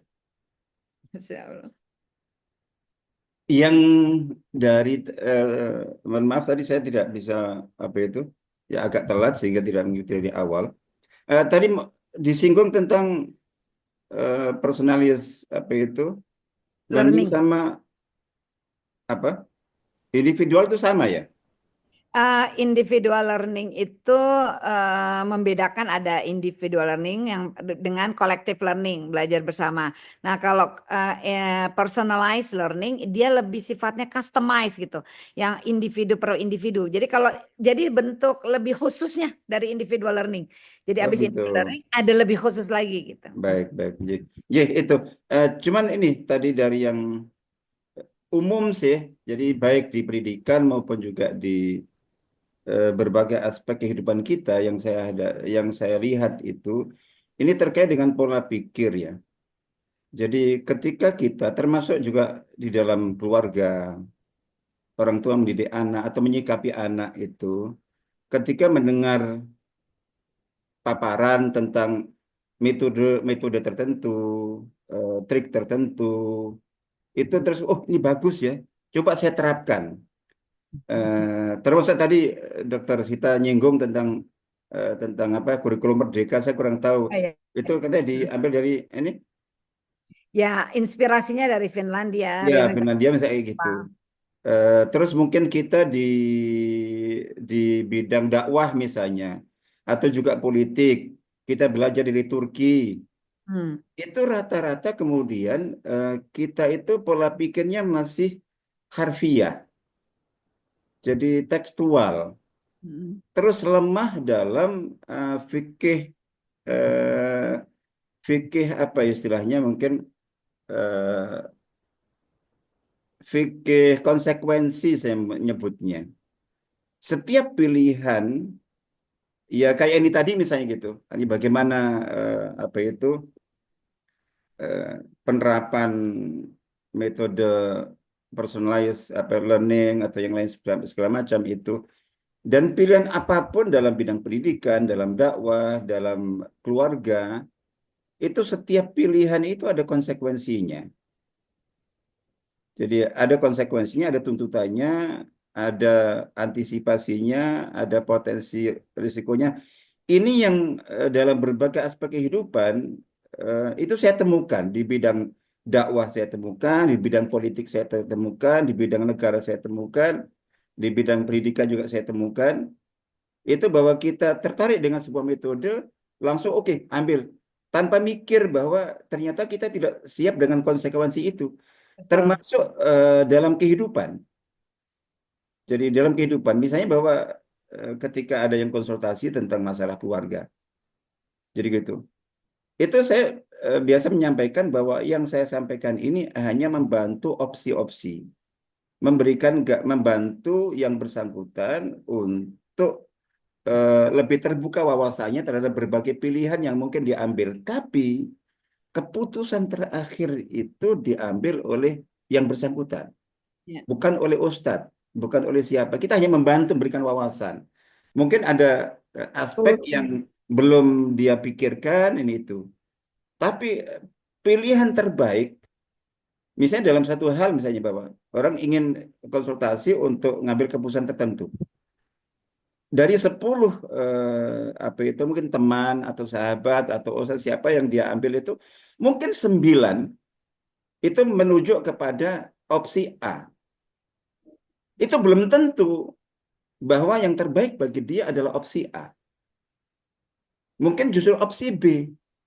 Case by case. Faktor penentu utama kesiapan dia untuk memenuhi konsekuensi dari opsi A atau B itu. Jadi gitu. Ya, saya ambil contoh misalnya bahwa ya di masalah keluarga sering kadang-kadang gitu. Itu ya yang sering kan seorang istri, ada KDRT, ada macam-macam lah. Suaminya juga secara keagamaan itu sih. Intinya secara syar'i kalau tanyakan kepada ustadz manapun, udah cerai. Jadi gitu. Iya. Nah, seperti itu nggak saya ambil. Jadi saya ini kalau begini, ini kalau begini. Yang jelas seandainya ngambil opsi cerai, ini secara syar'i dibenarkan. Tapi apakah itu yang harus diambil? Harus kita mikir. Karena ada konsekuensi. Cerai ada konsekuensinya. Jadi gitu. Bertahan ada konsekuensinya. Jadi kalau bertahan ya berarti konsekuensinya lebih sabar lagi. Dan juga tidak bisa pasif, tetap ikut tanggung jawab, dan sebagainya itu. Sementara ketika lepas, gitu, nah, itu ada kasus misalnya Bapak ternyata, ya kalau gitu, ya saya milih bertahan. Mungkin kalau orang lain melihat itu ngaco ini, nggak benar ini. Bahkan ustadz mungkin menyalahkan sampai dikatakan, oh haram kamu bertahan dengan suami yang seperti itu. Itu ketika kita dengar, iya Ustadz, saya ini ibaratnya seseorang yang hidup sebagai tentara, sudah nggak punya orang tua, terus kemudian mungkin keluarga yang lainnya ada, tapi ya selama ini nggak bisa saya minta tolong seperti apa. Terus selama ini saya itu hanya ibu rumah tangga. Saya punya anak 3. Kalau bisa, saya tidak siap kalau anak saya ikut bapaknya. Jadi gitu. Kalau ikut saya nggak siap. Jadi gitu. Kalau saya pisah terus diri saya sendiri mungkin masih bisa, tapi membawa anak 3 saya nggak siap. Sementara bapaknya meskipun seperti itu masih. Kalau untuk tanggung jawab nafkah masih, ya sudah, saya memilih itu. Jadi ada kondisi kayak gitu. Nah ini sering kadang-kadang kita ngambil cara apa, tapi kita tidak pikirkan bagaimana konsekuensi yang harus kita penuhi. Ini umum sekali, jadi sangat umum sekali. Saya kira di sini tentu sudah dihitung dan apalagi para ustadz-ustadzah yang para pengalaman semuanya. Cuman saya sering itu saja, jadi beberapa ini diterapkan, gagal. Itu kalau kita tahu dari awal ketika itu diambil, begitu konsekuensi nggak dipikirkan, saya sudah tahu nggak perlu kita tunggu setahun 2 tahun bahwa ini akan gagal. Dari awal diambil sudah gagal karena memang nggak dipikirkan konsekuensinya. Saya kira itu umum saja, mohon maaf. Jazakallah khair Ustaz. Ini artinya kita belajar bahwa sarana belajar ada di mana-mana gitu. Dan bahwa bahkan solusi fikih pun customize gitu, case by case, yang bisa jadi sesuai dengan berbagai pertimbangan. Ya, jazakallah khair. Kembali Alhamdulillah. Pak Gunawan. Jazakallah khair Ustaz Mudhafar. Jadi termasuk pilihan kita dalam personalized learning ini ya disesuaikan daya dukungnya ada ndak, gurunya siap ndak, orang tuanya diajak maju oke ndak, lembaganya mensupport ndak. Jadi syarat-syarat yang disampaikan Dr. Mas Hudi tadi jika terpenuhi it's okay. Yang saya harapkan dari Dr. Masudi, terakhir closing statement juga, jika di Albana nanti sudah dokter ada success story-nya, ya nyebrang bukan apa ke Yayasan Jembrana. Cahaya Insan. Kita itu kan orang nggak lama juga 4 jam. Siap dokter ya, monggo dokter closing statement-nya. Baik, Insyaallah. salam hormat untuk Ustadz Mudofar. Terima Insyaallah, kasih dokter. bersama kita, Bu Bismillah. Persita Resmi, Ketua kelas kita. Terima kasih Pak Gunawan, moderator pada kesempatan kali ini. Bapak Ibu semuanya, sebagai closing statement, Ya. jadi ada banyak hal yang bisa kita kendalikan dan ada banyak hal yang tidak bisa kendalikan. Yang bisa kita kontrol gitu ya. Kalau kita mengelola kelas, maka hampir semua hal di kelas itu kita bisa kendalikan. Tetapi apa yang terjadi pada anak-anak kita di luar kelas itu kita tidak tahu. Makanya semakin kita mempunyai informasi pemahaman tentang banyak hal itu, hidup kita jadi mudah. Ya, karena jangankan kita memikirkan 5 tahun, 7 tahun ke depan, besok saja kita nggak tahu sebenarnya.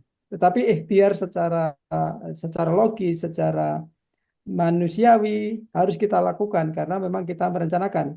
Kalau Allah berkehendak yang lain, kita nggak ada yang tahu. Cuma kaidah teknologi itu percepatannya tidak linear. Ya, Bapak sekalian. Jadi hari ini seperti ini, besok lusa itu bisa jadi 3-5 kali lipat langsung terjadi. Dan ini yang harus kita siapkan agar kita tidak culture shock terhadap peradaban yang sedang kita jalani kali ini. Masya Allah. Sekali lagi terima kasih atas partisipasi hari ini. Mohon maaf atas beberapa hal yang kurang berkenan. Assalamualaikum warahmatullahi wabarakatuh. Waalaikumsalam. Waalaikumsalam warahmatullahi wabarakatuh.